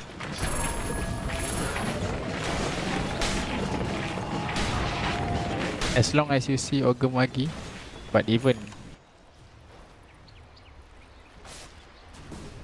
you have blink, right? Yeah, you can just rearm and just run away because he can't do anything. You see, he's playing so daring right now. Like, doesn't care, doesn't blink into the trees. He's just farming very aggressively lah.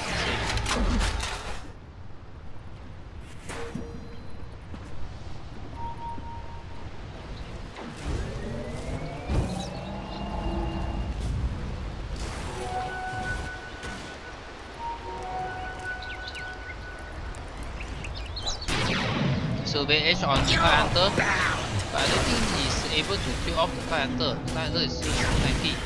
Maybe with the Tinker they can, but Tinker decides not to pursue the Hunter. So I think it will end there lah.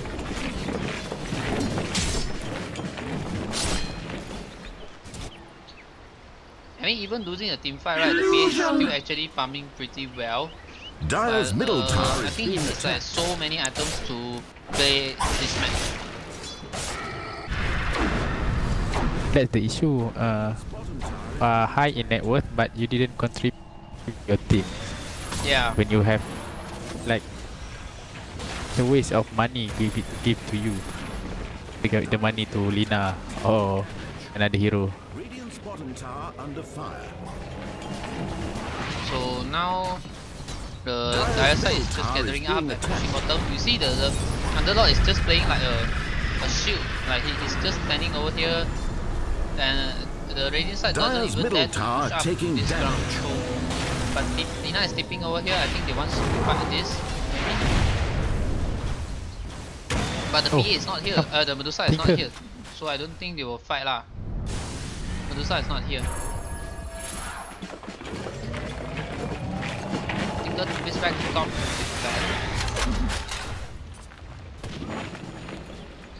I think it's a good timing for the Radiant to like fight right now. Like Pack can just go in, ravage, and they start the fight, but it doesn't ravage.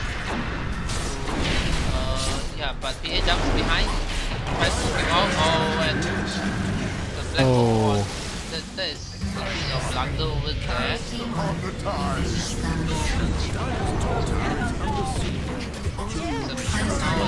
But the dire side still has really good Sisters of the Veil trade. honor And your now they are not going on the PA. I think if we have the Silver Age is just dead.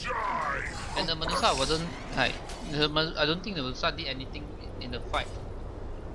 Yeah, wait, nothing from Radiant's Medusa. bottom It's not tower there is when being they started attacked. fighting. I mean, if they decided to go, the Medusa should just Radiant's right away bottom TP tower to has the fallen. tier 2 tower, or he's if he doesn't is not interested in fight, he should just go and break the top tower, because right now he's not like doing anything either. And the Radiant's Dire bottom would just tower push their under fire. advantage and go for the bottom tier 3 tower. After the hero respawn from the Radiant side, they just go back with the Lord ulti. They all TP to the top lane.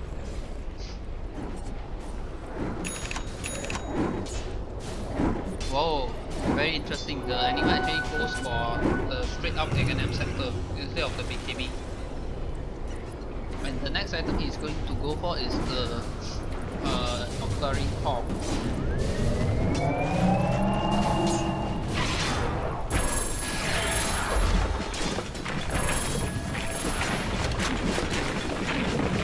And Tinker actually completes his Aghanim Smart Scepter. money. Radiant's middle For tower is Costa. being attacked. Radiant structures are fortified. Radiant's middle tower has fallen.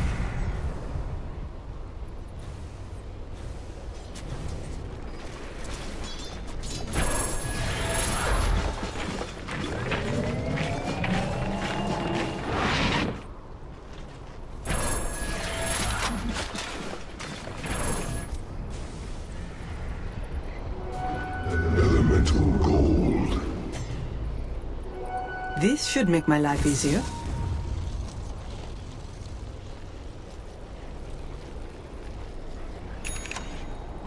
Fully with full level of bloodlust, can hold on. Magi with full level bloodlust.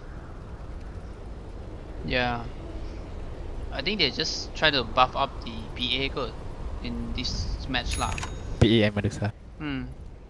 That is their intention lah. I think that their main objective at the moment.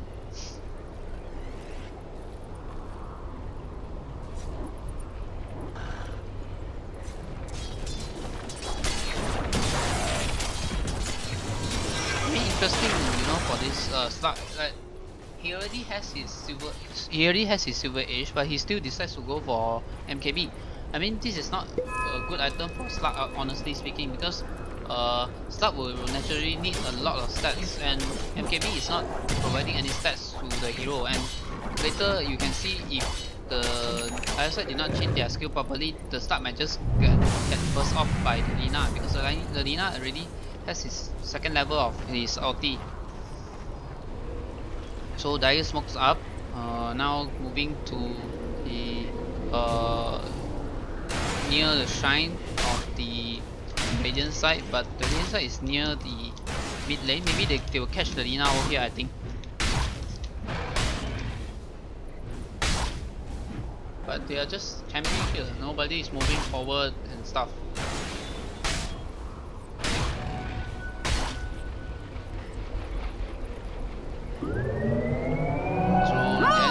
Selfish. Farm back the lanes. So actually has his MKB already.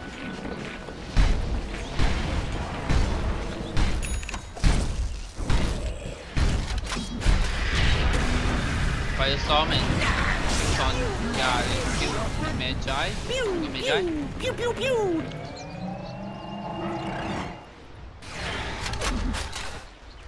And they will now push the top tower. Top tier 2 tower.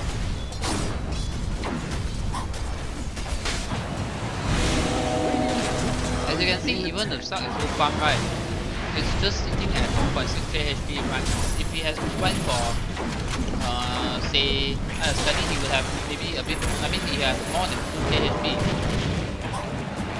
Tinker is just farming skills, you know, from behind, and while the Underlord tries to do his speed on Milans and Firestorm on the Radiant heroes.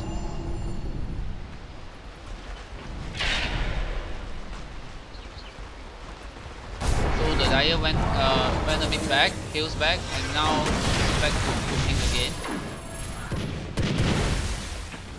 I think the Radiant should definitely not defend this tier 2 tower. I mean, because they are fighting against, like, they are coming up on this high ground. So the high ground is here, and they do not have much space over here. They should definitely fight at the high ground instead of the top tier 2.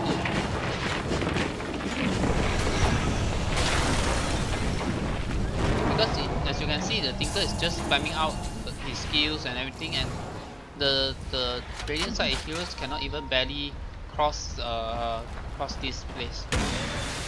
See, here comes the rocket again, and once they walk into the tower range, the vision over here, they will just get rocket by the Tinker.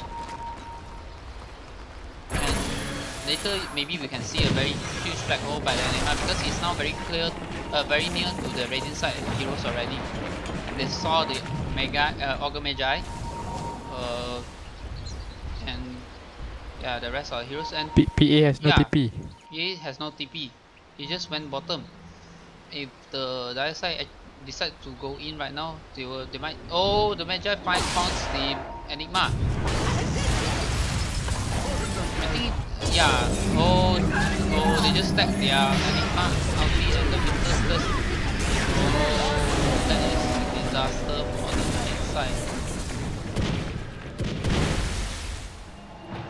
That was a bad fight for the Dire side. Actually, I mean, if they want to go like that, they should have went earlier. I'll take that. And this is the problem of the Enigma not having BKB. If he had BKB just now, he would just stand there and continue his back row, and while his teammate is coming in. Because of him not having his BKB, he just got burst down by the Lina. So I think that is like sort of a bit of throw from the UT side. He learned his lesson. He will BKB now. Sorry? PA is getting his what? Learned his lesson. He queue for BKB. Now the Enigma already queue for BKB. Before this he queue for Uttering Core, right? Yeah. I mean, I think he realized the problem with the what they call without BKB, he's not getting anything done with I mean in this match lah. Unless he's managed to backhold everybody. If not, he wouldn't have the freedom to do things. He would just get stunned by the opponent.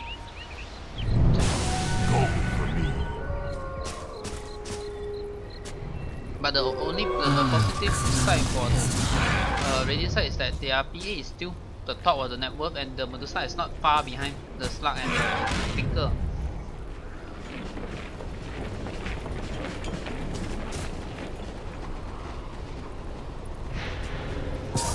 I mean, if this goes on at the current rate, I think this game is gonna be very, very long.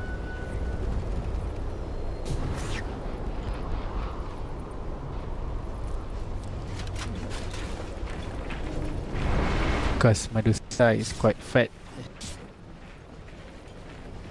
Actually, honestly speaking, Medusa is not so good lah this game,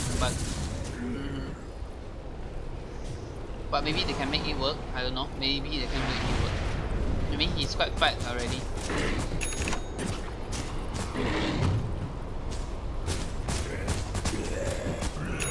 The mid game, PA roaming 4 and then Medusa farming. Smart money. But I see both farm. Advantage of the Desolator.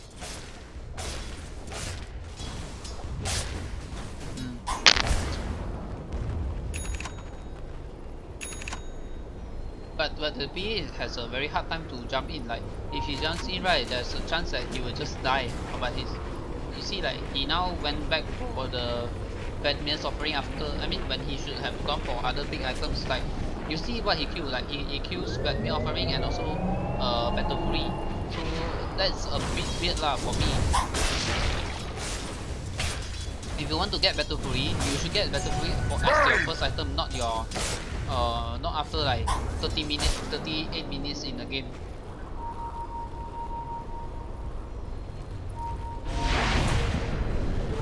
Double damage.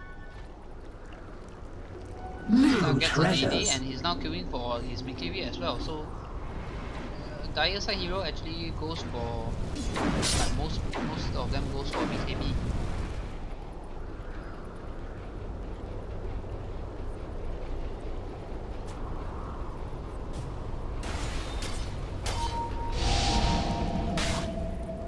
They saw the Titanter mid and they want to try and kill the Titanter, I would imagine, but the start is scouted by the sentry and the gang ends there.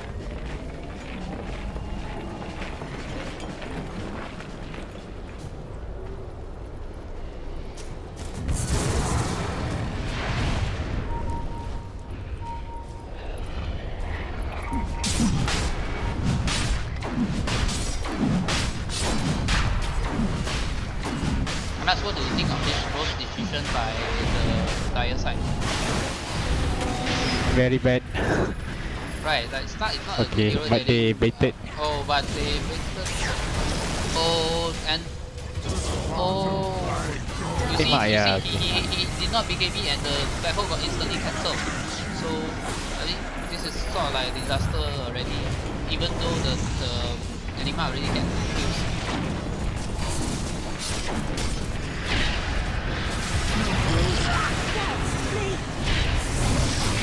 Yeah, see, Nice. Medusa is just standing and fighting. They can't do anything against the Medusa. But yeah, here comes the thing to save the day lah. If not, it would have been a disaster for the UG side. I mean, remember that UG actually has like such dominant early mid game, but they did not push their they did not push their advantage. So just gonna hunt them back lah later. Just to see how long they took to kill the Medusa.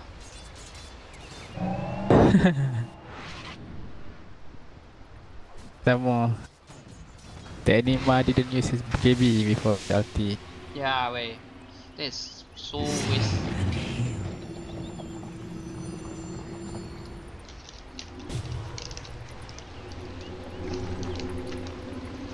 But Slug is pro BKB. I mean, if the Anima had BKB right, Radiant's top tower is under siege. He would have gotten a full-time black hole, and I think they would have won the war like convincingly, and they can get the mid tower and maybe even push for the tier 3. Don't mind if I do. Double damage.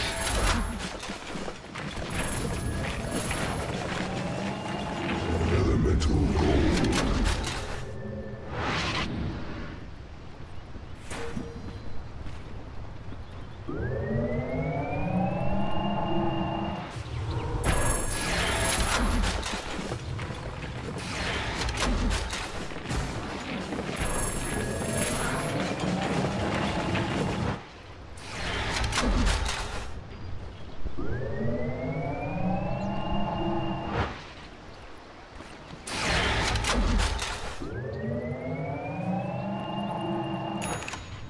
Tinker decide to Oh, Tinker got his Hex. Yeah, Hex already. Nice item. With the BKB of PA is approaching 5 seconds. I mean, if he can initiate on the PA first, then that will be a big problem lah for the PA later. I'll take that.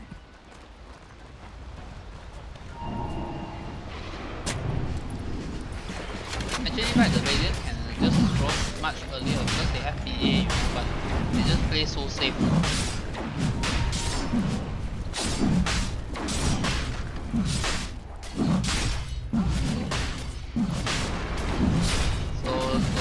side now going for the rush kill, but it's not a very fast rush by any means.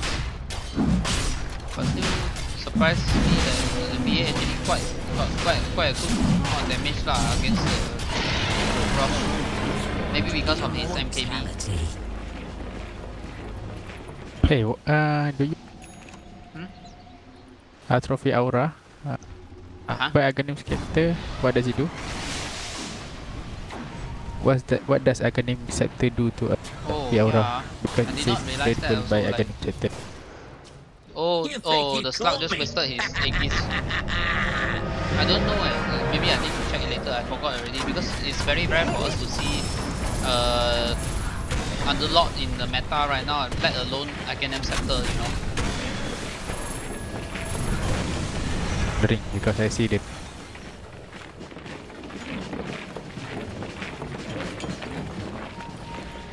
I'll check it later. Right now, let's just maybe see whatever is gonna maybe happen in the mid lane right now, because the ISI is trying to push and the Slug links in with his BKB, you know, jumps in with it. They got the 2-man curse, but it's just Morgan Magi and the Tide Hunter, and the BA now blinks in. 3-man black hole by the Enigma, and I think this is just all won by the dire side already. No? Yeah. They managed to kill off the Medusa and also the BA, I think. Ooh. The Midnight Pulse hurt so bad. Yeah, the Midnight Pulse is so painful. Radiant's middle tower is being attacked. No more middle tower for Radiant. Oh, Tinker blinks in with his Hex. But yeah, he's kinda like, okay. Oh yeah, I did not notice the Titan did not use his ulti just now, and straight away got that hole by the Enigma already. He's now used his Ravage but did not do anything. So, I mean, at the moment looking at the game, I think UG won the match already. So like, yeah, I don't think. Oh, but the critical from the PA actually kills off the Slug, and Tinker is spamming his Hex and skills on everybody, but the PA turns on his BKB and tries to fight back.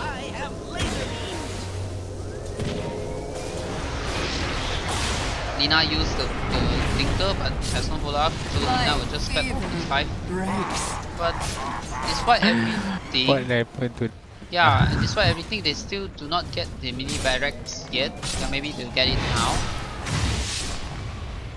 I mean, a bit of weird, like, very weird lah. So Medusa TP's in, gets hexed by the Tinker.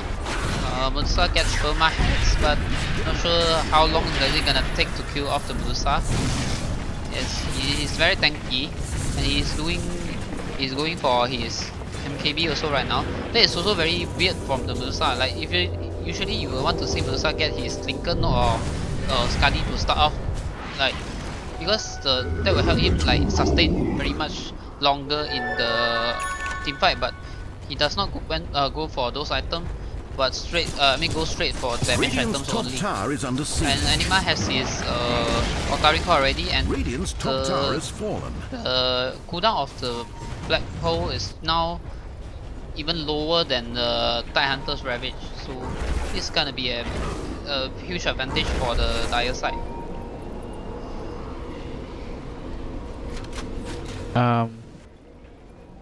Why does?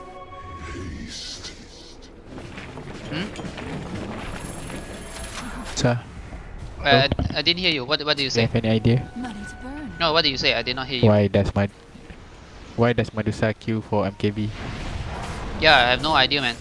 But now the PA just got a kill from got a kill on the what do you call the Enigma, and it's now, I think they're just chasing forward. They get kills on the Winter Wyvern as well.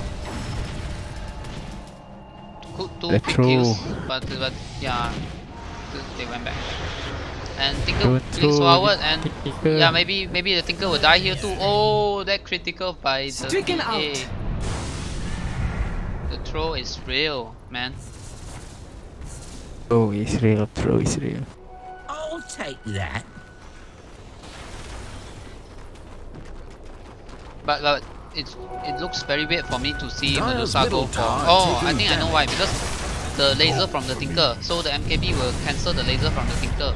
Aha, okay. Dire's middle tower is now bottom. But he already has his Manta for that, so I do not know why. Dire's middle tower is So being now attacked. the Rinsa is actually Dire's structures are pushing fortified. on the high ground, and they might kill off this on the Lord. Yeah, I think they'll kill off this on God, yes. And it's now. Oh, that curse, I think that is a very real curse. Yeah, he should have cursed the Tide Hunter or whoever beside the PA, because curse on PA is very bad. And now the Radiant side just got the tier 3 tower, and Slug is actually killing the Tide Hunter, and he's now going on the Medusa. The Medusa might die here, I think. Yeah, the Medusa will die here, and they are now going on. The PA is now going on the Medusa again. But yeah, I don't think he's killing the Medusa either. I think PA will die as well. Yeah, Black Hole from the Medusa on the high ground even hits the Lina on the low ground. So yeah, Lina will likely to die as well. Miss stun from Lina, and I think Okay, I think this is GG already. Despite like a bit of throws from the Dire He team. want to combo. He want to combo that. Nima didn't even have. He didn't even have enough mana to Laguna Blade if the stun goes through. Yeah. But I think it's end lah. It's the end lah.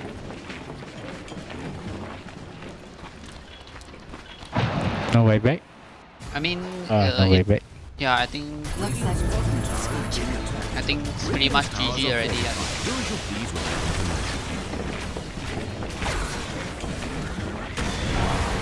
Oh wow, 3-man stun by Lina, but Oh, 3-man stun. but no follow up. Radiant's bottom tower has fallen. They can't even walk into the Marshal machine. Oh, the Eidolons, the 25 level Enigma. He went for the Eidolons. And solo curse on the Ogre Magi. I do not know why. Maybe it's just for curse for fun, and he actually pays his life for that. Enigma has his ulti on 7 seconds. In 7 seconds, I'm not sure what they are gonna do with it. The Yeah. part this Eidolons. I mean, you read the what they call the talent from the Enigma. It's like he is like the nature prophet on his own now. Met you once, cut you twice. That's why he didn't know the talent for before this. But usually because with the talent of 50. it's either Enigma. Usually it's either Enigma lose early game, or they straight up like end the game before he even reaches 25. It's very rare for an Enigma to reach level 25, honestly.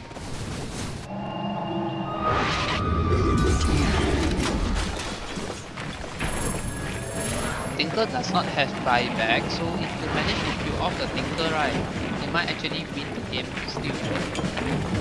I mean, I think ICT still have a slight chance in this game. And Medusa is actually going for BKB as well. So many BKB in this game, man.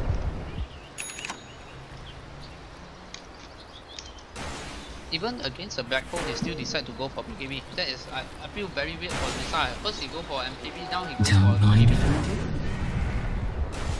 So they maybe he likes something like he likes to be the king lah. He wants to have the monkey king bar and also the black king bar. You know, the king there is very important. He wants to be the king. But he's a queen. Why you want to be a king? I don't know, man. I mean, it feels very weird, you know, to see all these items killed by the Medusa. I myself, I play Medusa as well, but those items doesn't work on the Medusa well. I mean, yes, MKB is good, but you need to get stats, and in the first place, it's not getting. I mean, you know, for Medusa, right? He needs to get everything that provides all 3 stats because AG provides him the damage and the armor, and the strength for HP.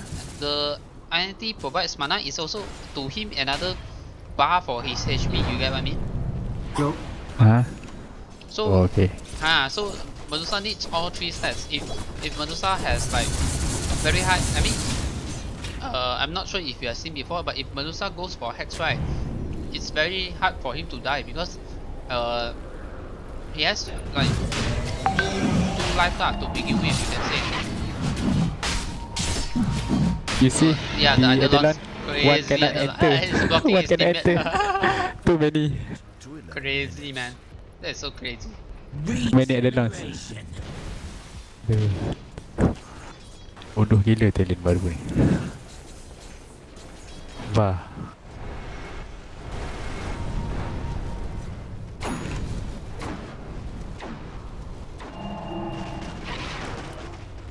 So the Ryuji side is now gathering top.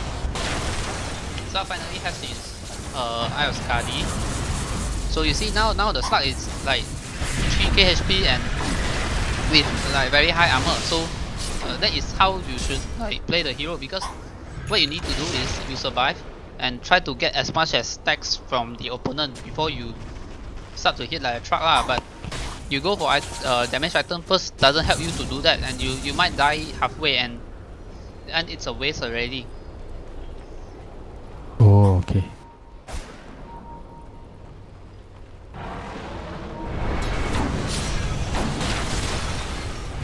The way of playing slug is like you're like kiting the opponent in a way, like go in, you come out, you go in, you come out, and everything. And I mean, as a slug player, you should have realized that there is some ward over here, because you see his HP is not regenerating.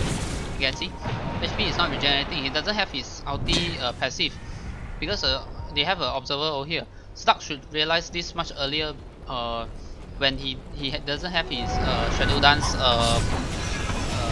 icon over there. They're bringing in the sentry now. I mean, it's very obvious lah. Took them so long to realize, because a PA can even throw his dagger up here, you know. Right now they're just gonna sit with the PA, I think. So they force out the glyph. I think the next way they can try to go in already. Like, heal up the spark and let him go hitting the tower with his knockback on, so that they cannot do anything to him. Then if even anything happens, he can goes on his shadow dance and also his what do you call bounce of it. Oh, actually catches the Triangle with the pounce and managed to kill off the Triangle, and he's now going on the Medusa. But turns back because the Medusa uses his ulti. Actually, I think no, it turns out it's Shadow Dance, and Medusa comes in with the Black Hole on the Medusa alone, but yeah, the Medusa will die here, and VA I think will die as well, and they get a curse on the Lina just to, the Medusa just curse Lina because he wants to protect himself, and I think Lina is dead here as well, being shot by ICT Squad, and we now have a quite serious 1-1. We will proceed with the game 3 shortly after.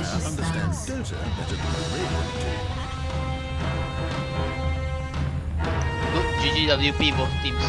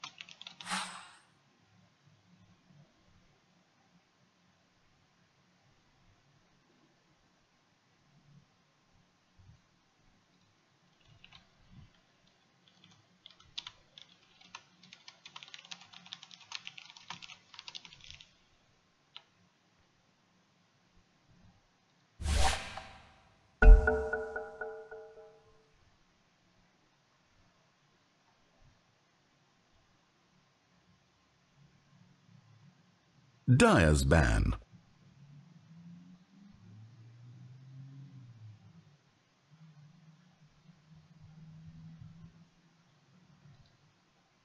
Radiant's ban.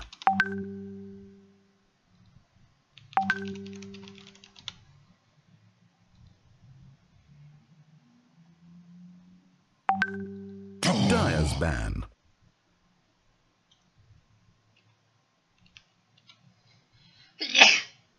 Radiant's ban.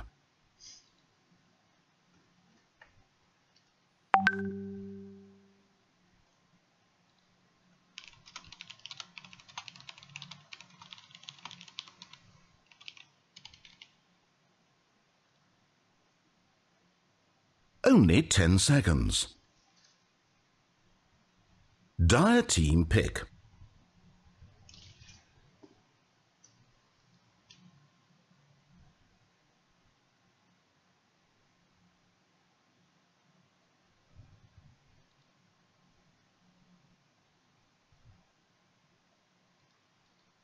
Ten seconds to pick.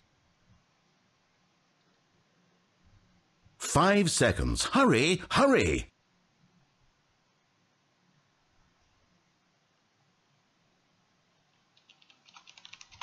Radiant team are now picking.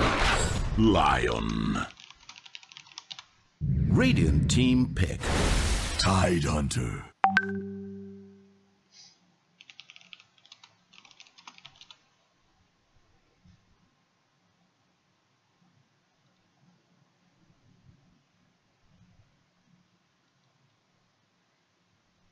Only 10 seconds. 5 seconds remain.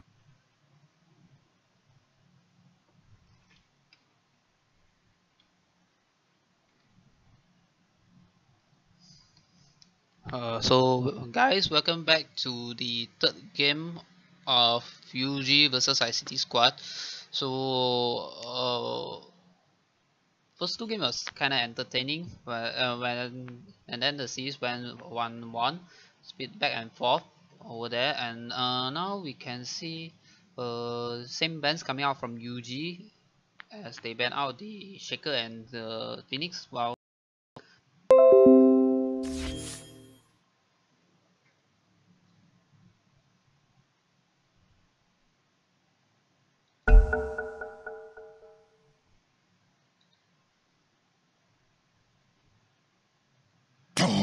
Radiant team ban. I knew they couldn't stay away.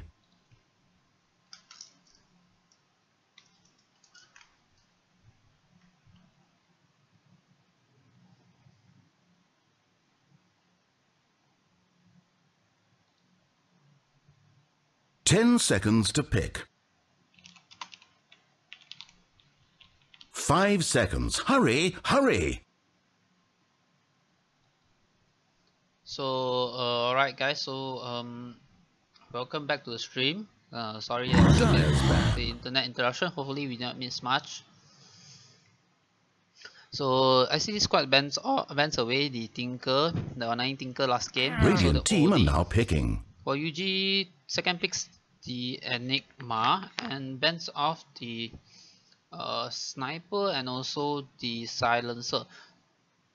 ICT squad could go for Rubik over here, I think, because if they are able to steal the Enigma ulti, it's going to be very beneficial for 10 the team as well, seconds. because they already have AA and also the Tide Hunter. 5 seconds remain.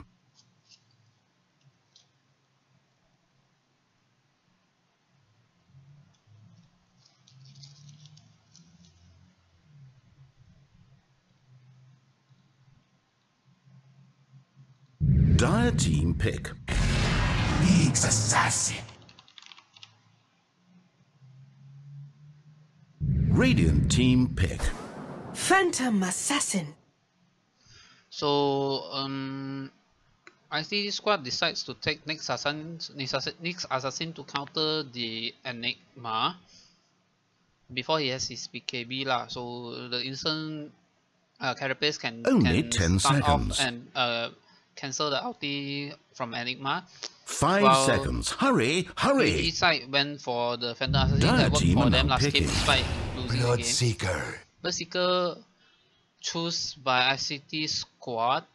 That's a bit questionable pick over here because the UG side does not have heroes like maybe Queen of Pain or Anti-Mage, so that will hurt a lot from the 10 seconds to pick. what they call Rupture. But 5 seconds remain. interesting pick over here. This might be the point where ICT squad decides that they want to fight early and end the game earlier, because Berserker is a carry that Radiance ban. is good at fighting earlier in the game. Well, and UGA goes for the similar setup they have last game in the Under the Lord and Enigma. The PA is more, Only as 10 I recall, seconds. PA was used by ICT squad last game. Dire's ban. The PA over here is more of like a counter. It's more like a deny pick for ICT squad. So ICT squad bans off the Necro, and let's see what UG bans for the 5th ban. 10 seconds to pick.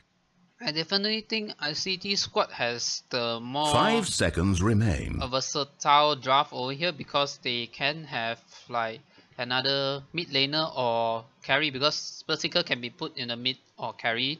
And on the UG side, I guess they will put their Enigma in the forest again, so they will need a mid hero that can sustain himself, because like last game they Dire have the team Winter pick. Wyvern to help out the offlane and the PA, but actually nobody is helping the mid, because last game they are having a Medusa, so he's doing fine alone in the middle, but not sure about this game. Let's see what hero they are gonna go for. Only 10 seconds. 5 seconds. Hurry, hurry.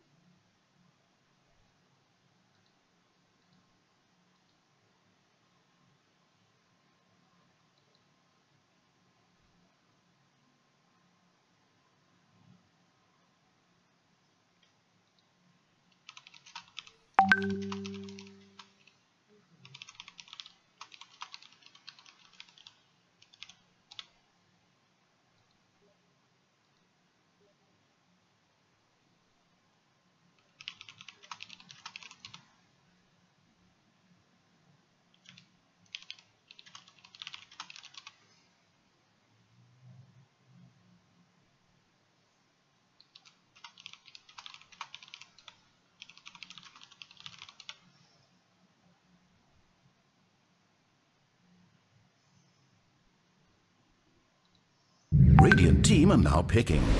Monkey King. Oh, that's very interesting from UG, as they take their Monkey King as their mid laner, I think. So it's curious what ICT squad will take to fight against the Monkey King. 10 in seconds to pick. 5 seconds. Hurry, hurry. Sven stands Choose ready. your hero. So ICT squad puts Berserker middle, I think, because Tanjiro Skata is their mid player, and they took Sven as their carry. This is a little bit.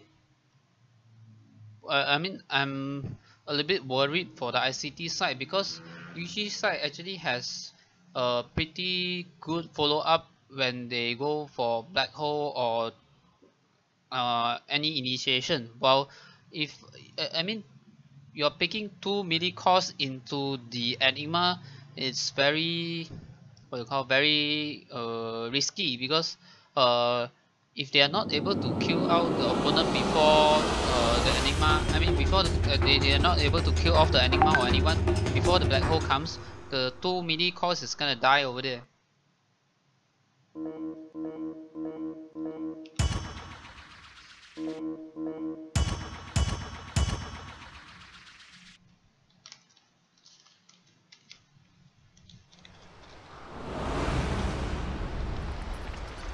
Right guys, so welcome to the game 3 of ICT Squad versus Oh goody, I'm so terribly excited. So on the Radiant side we have Mac playing the initial apparition as the position 5 I think. Mr. G playing as the Tide Hunter. Sharp playing as the Nyx Assassin, I think he's on the position 4. And position 2 Bloodseeker. While RQ is playing as the position 1 Sven. Rangis is still playing as his the Lord, similar to last game. Step Boys is going to play as the Panda Assassin this game. Origami is still on his Enigma like last game. And we have Lion by ZZ, as well as the Monkey King by Yamani Orange. That would be their mid laner. 30 seconds. So both sides is gonna just take the rune like normal. No rune stealing shenanigans.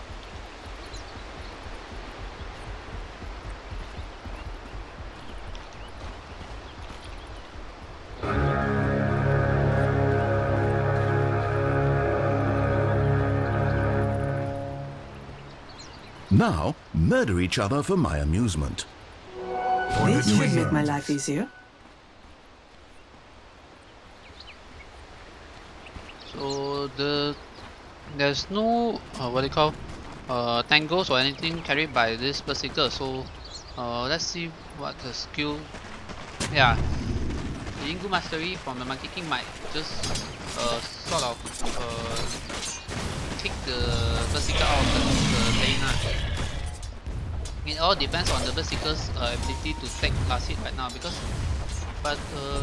the Monkey King is actually having a little bit of harass from the creeps already, so maybe the Berserker can get something done before the Monkey King starts to wipe him out of the lane.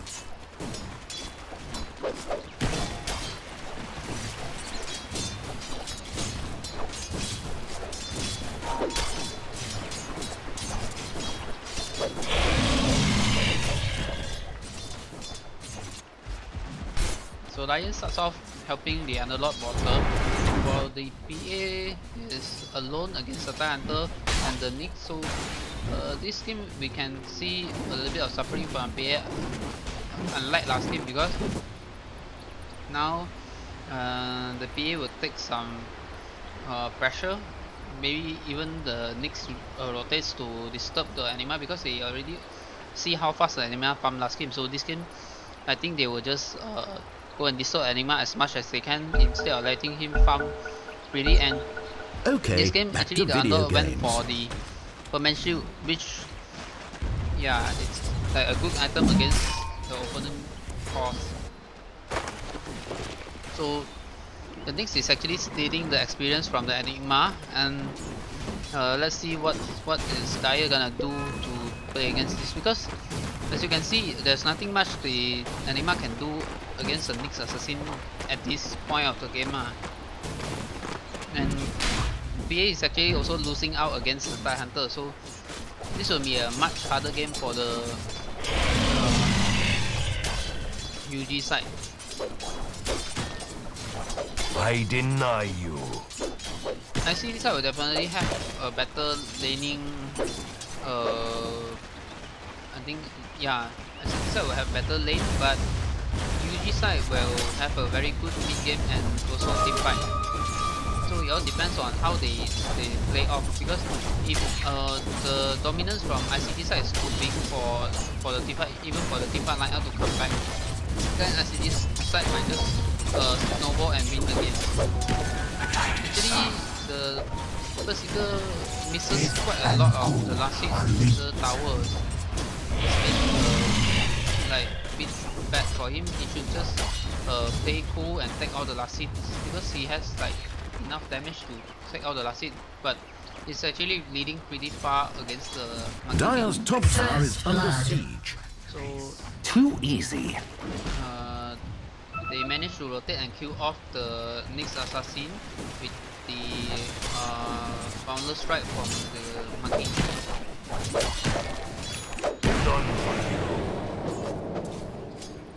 Not so fast.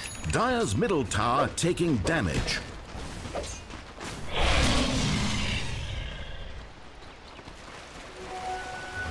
But as you can see from the last hit chart, right?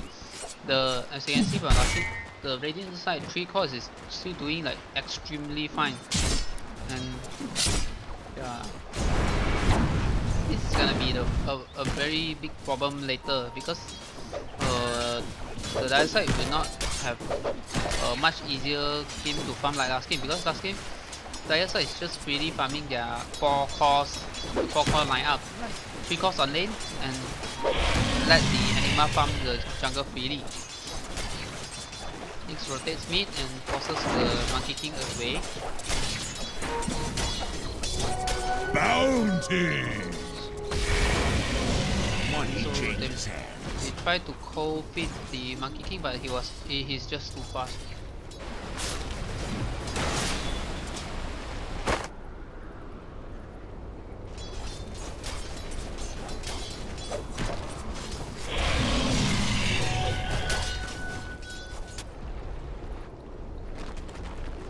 So it's still a classic game in a way. They just both sides just trading farms all around.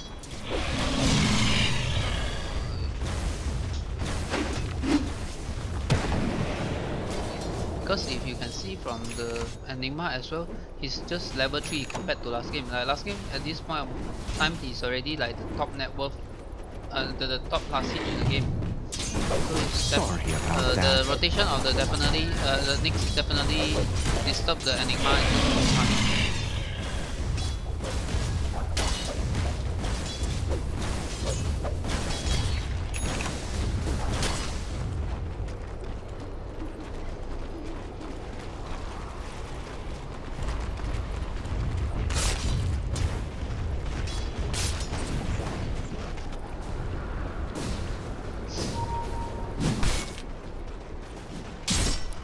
But surprisingly, Underlord is like the one getting the most assist.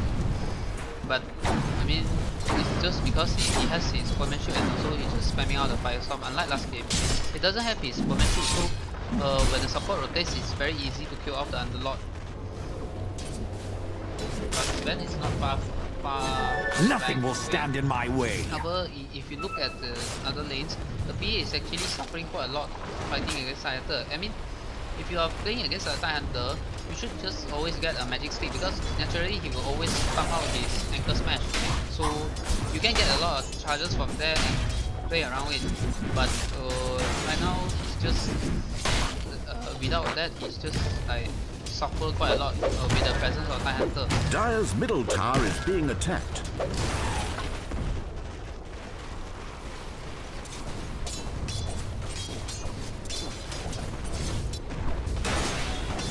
You see that the PA can't even get near to the creep, because once he gets near to the creep, he's just gonna get his damage reduced by the Tidehunter.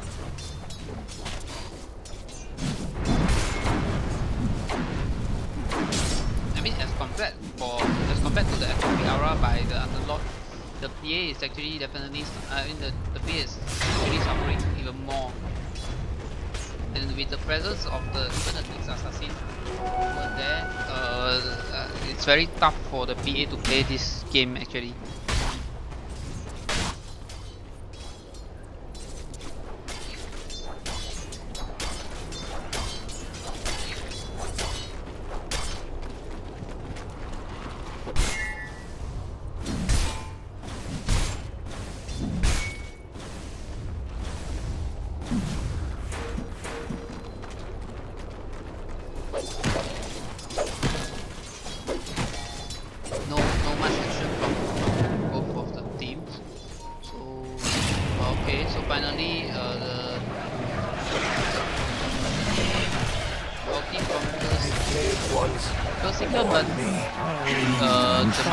stands and fight and manage to kill the Berserker back. I mean, the Berserker should not actually fight inside the kicking ulti because he has his bonus armor after. I mean, when he's in his ulti. So if they want to gank the Monkey King, they should definitely take more people to gank because he can always lifesteal out of that. Under fire. Out of it. Gold for me. And now they are again going on the Monkey King, but I'm not sure whether they can get anything accomplished here. Cut the tree, cut the tree, cut the tree. Oh, it's too slow for them. It's too slow for them. If he had managed to cut the tree like earlier, then he would have get the TP cancelled as well. So there's a double damage.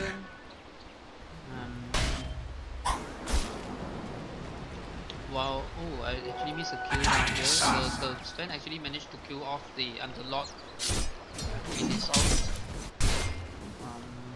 But now let's check the net worth. Sven is actually top of the net worth, followed by MK, BA, and the Berserker, which is not so far away. But the interesting point is, the interesting thing is the Enigma. Despite being harassed a little bit, he still actually gets back into the game quite well. And again, UG is having sort of like a 4-core lineup because you can see the net worth of these 4 heroes is pretty similar. Just a couple of hundreds away. While on the other side, despite the Tide Hunter is like doing quite well against the PA, it's not like getting very good last hit out of it, and I think it might be. Oh no, Lion doesn't have his ulti. If Lion has his ulti over there, the Tide Hunter is definitely dead.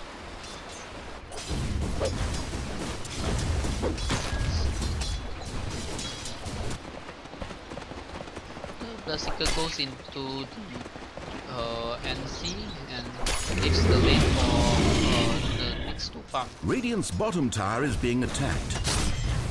For the twins. So interesting item from the Sven, like he goes straight away for the Daedalus instead of like any transitioning items like Mass of Menace, the Amulet, the Echo Saber or anything. He doesn't go for all those items, he just goes straight away for the Daedalus.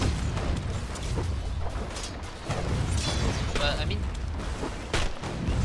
when you go for items like this that has like sort of like a proc chance, means you will need sort of like attack speed to pay out with, because the more times you attack, the more chances to get the critical chance to hit. But if the hero itself is like hitting only 1 hit per second, what do you think of his chances of getting critical? I mean, it's pretty low, right? So that's been questionable decision by the Sven over there. Although, I mean, I mean the output damage is always very crazy. But I mean, if you look at his skill build, also pretty weird. Like usually Sven will not skill Storm Hammer first. He will always get the 1 point Storm Hammer, get the Great Cleave maximum first, and then Radiant's middle tower is taking damage. Is going for the other way. Monkey King is waiting for people to TP middle so that he can kill.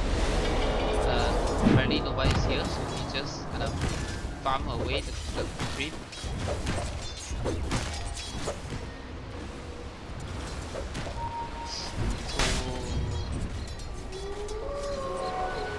Berserker TP stop, but I think it's countered by the what do you call, the siege creep over there. Next mixes his stun on the Lion, but he's got 2-man carapace, and they follow up with the Tide Hunter Ravage and the Berserker Rupture. So the MK just 3 they got a 2-man black hole. They rotated, and yeah, I think they're gonna get both kills, but yeah. Alive. They're gonna leave the Tide Hunter and get the Berserker instead. So turns out to be a 2 for 1 favoring the Dire side.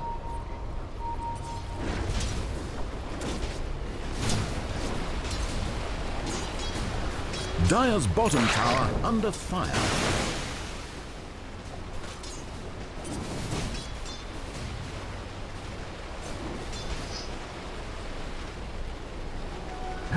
Dire's bottom tower is being attacked.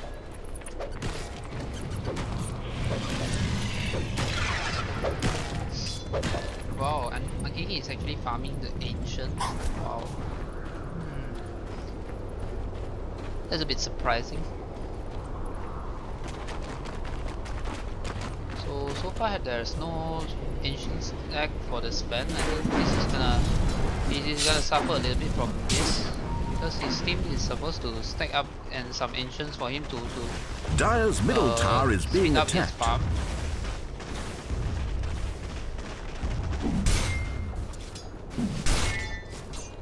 So the Nyx goes on his hunting mission and found out that there's an active Ma over there. And like last game, Ma went for first item, first item Blink Dagger. And the Dire actually, I think, scans out the Enigma. And scans out the Nyx Assassin. Everybody's just back to farming, you know. TP by Lion, middle, they managed to kill off the the Monkey King before Dire's middle tower taking damage. Dire have fortified their towers.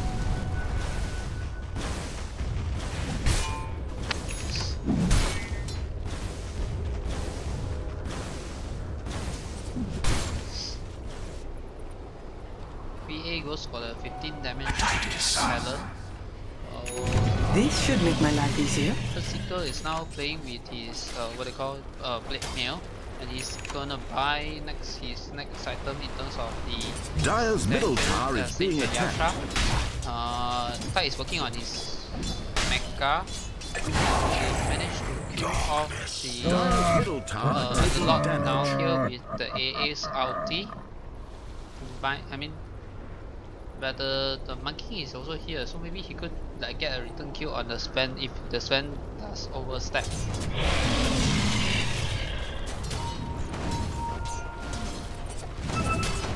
So Monkey King decides that Sven is not worth for his time to commit, but the observer watch from the Radiant side actually saw the Monkey King, and they are now posturing middle to see if they can kill off the Monkey King.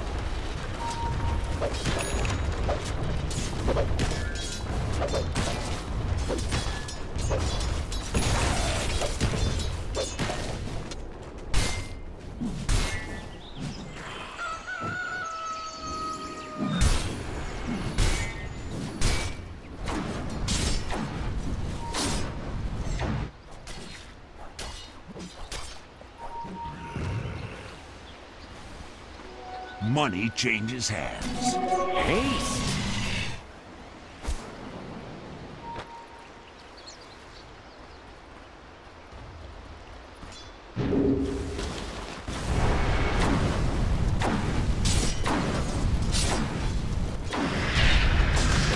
Monkey King gets a haste rune and tries to go for this Sven down here. And they managed to get the Sven kill. While on the top lane, ALT comes in and hits on the PA. Let's see if they try to there are trees everywhere. But there's no follow up for the ALT, so and the gang will end there.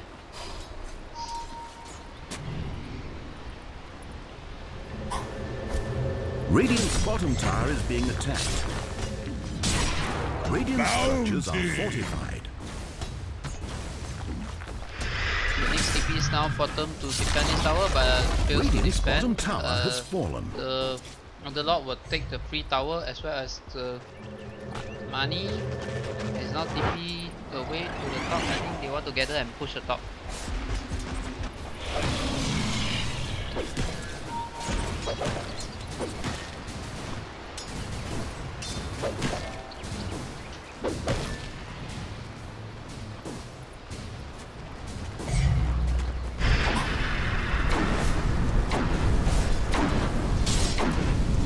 Radiant's top tower is being attacked. Again, they are just playing like the final. Radiant's top tower is under siege. The Enigma is standing behind, waiting for the timing to black hole. They have Dire's middle tower is being the attacked. Monkey King to scout out. Radiant's top tower is under siege. They saw the Monkey King from and they combo the Tide Hunter Ravage with the AA Blast. Let's see if they are able to kill off this. Oh, that 3-man black hole from the Enigma, and they managed to kill off everybody except that the Secret is running in right now, trying to kill off the Underlord, but gets punished by the teammates instead. So what a great team fight from the UG side, and they are now going bottom to defend against the Span, and I think they're gonna kill the Span. I think this is the problem with the Span. Without his Warcry, had he had Warcry over there, he would not have taken so much damage from the Desolator from PA. So, very questionable decision. Radiant's top tower is being attacked. The damage comes straight away, and no points in entering 1 point in Warcry. As well as you see, I mean, there's no SK item. He just goes for full damage, and he even buys the Tome from his supports. It's a bit weird. This will come in handy. There.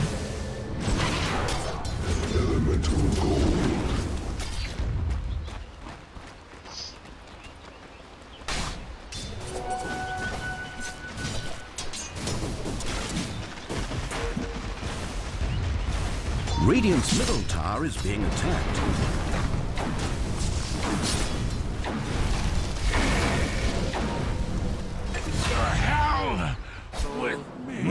They managed to get a kill on the Lion using the Vendetta and also the Span Stormhammer. So Span will continue his journey to his Daedalus, which will be completed in about 500 gold. I'm not sure what is gonna, I mean, whether it's gonna change the after that. And PA actually this will come in handy. The ultimate, or maybe he's thinking of going to Lincoln Sphere this game.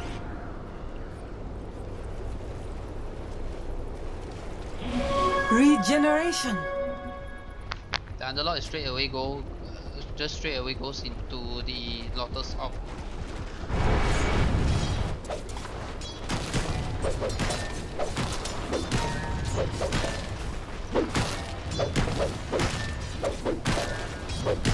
A little bit almost completed by the Monkey King.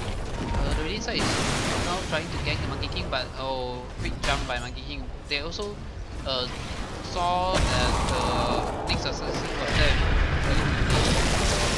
sentry ward, but they still walk it to a 3-man Ravage, but the other side still has his back the back hole, but despite the 3-man Ravage over there, they do not have enough damage to kill off the dying heroes. And now, I mean, as we can see, Sven just jumps in with his ulti but doesn't have anything to follow up with, so he just sped away the Sven kill, and now I think the AA is gonna die as well. It's a full-man wipe by the UG side.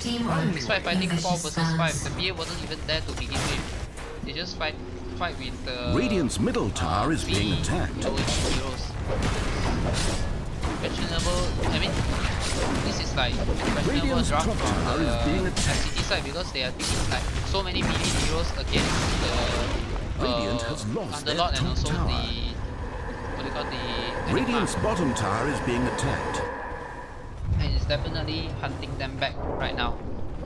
And they took an Uber back to the base, and while the PA continues farming. Yeah, he's going for Lincoln Sphere, and Underlord has his Guardian Grace already. The Monkey King completes his Shadow Blade and now working on his BKB.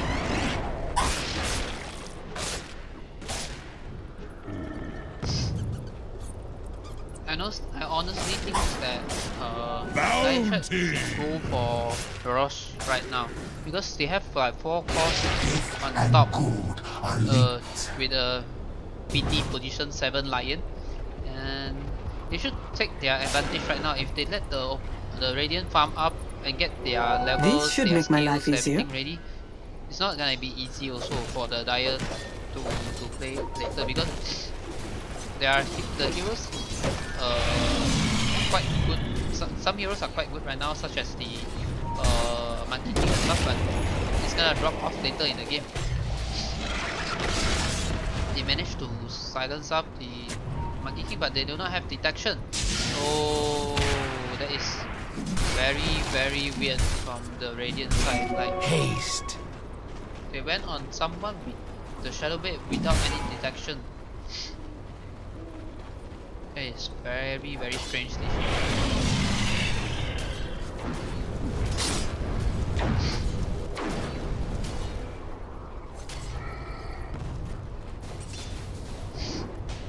Oh, everybody is trying to sort of like disturb each other. Enigma is still farming freely in his jungle.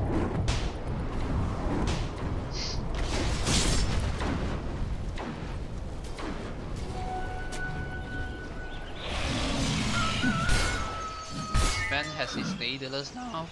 I mean, as I said just now, I mean, without the dagger and stuff, I don't think he will complete anything. But again, rupture on the Monkey King, but the Berserker just died by Monkey King because he could not do anything against Monkey King, and Monkey King is now going on the AA. And yeah, he just got a kill there, and Monkey King was shuttled due to the AA ulti. And now they are now going the Link's assassin is dead, and the black hole, solo black hole on the Sven, and they just killed 4 heroes, and ICT actually called GG right away. Dire victory. Congratulations to Team GG, they will face R2 in the grand finals, which will be happening on Monday, and good game, well played to both teams.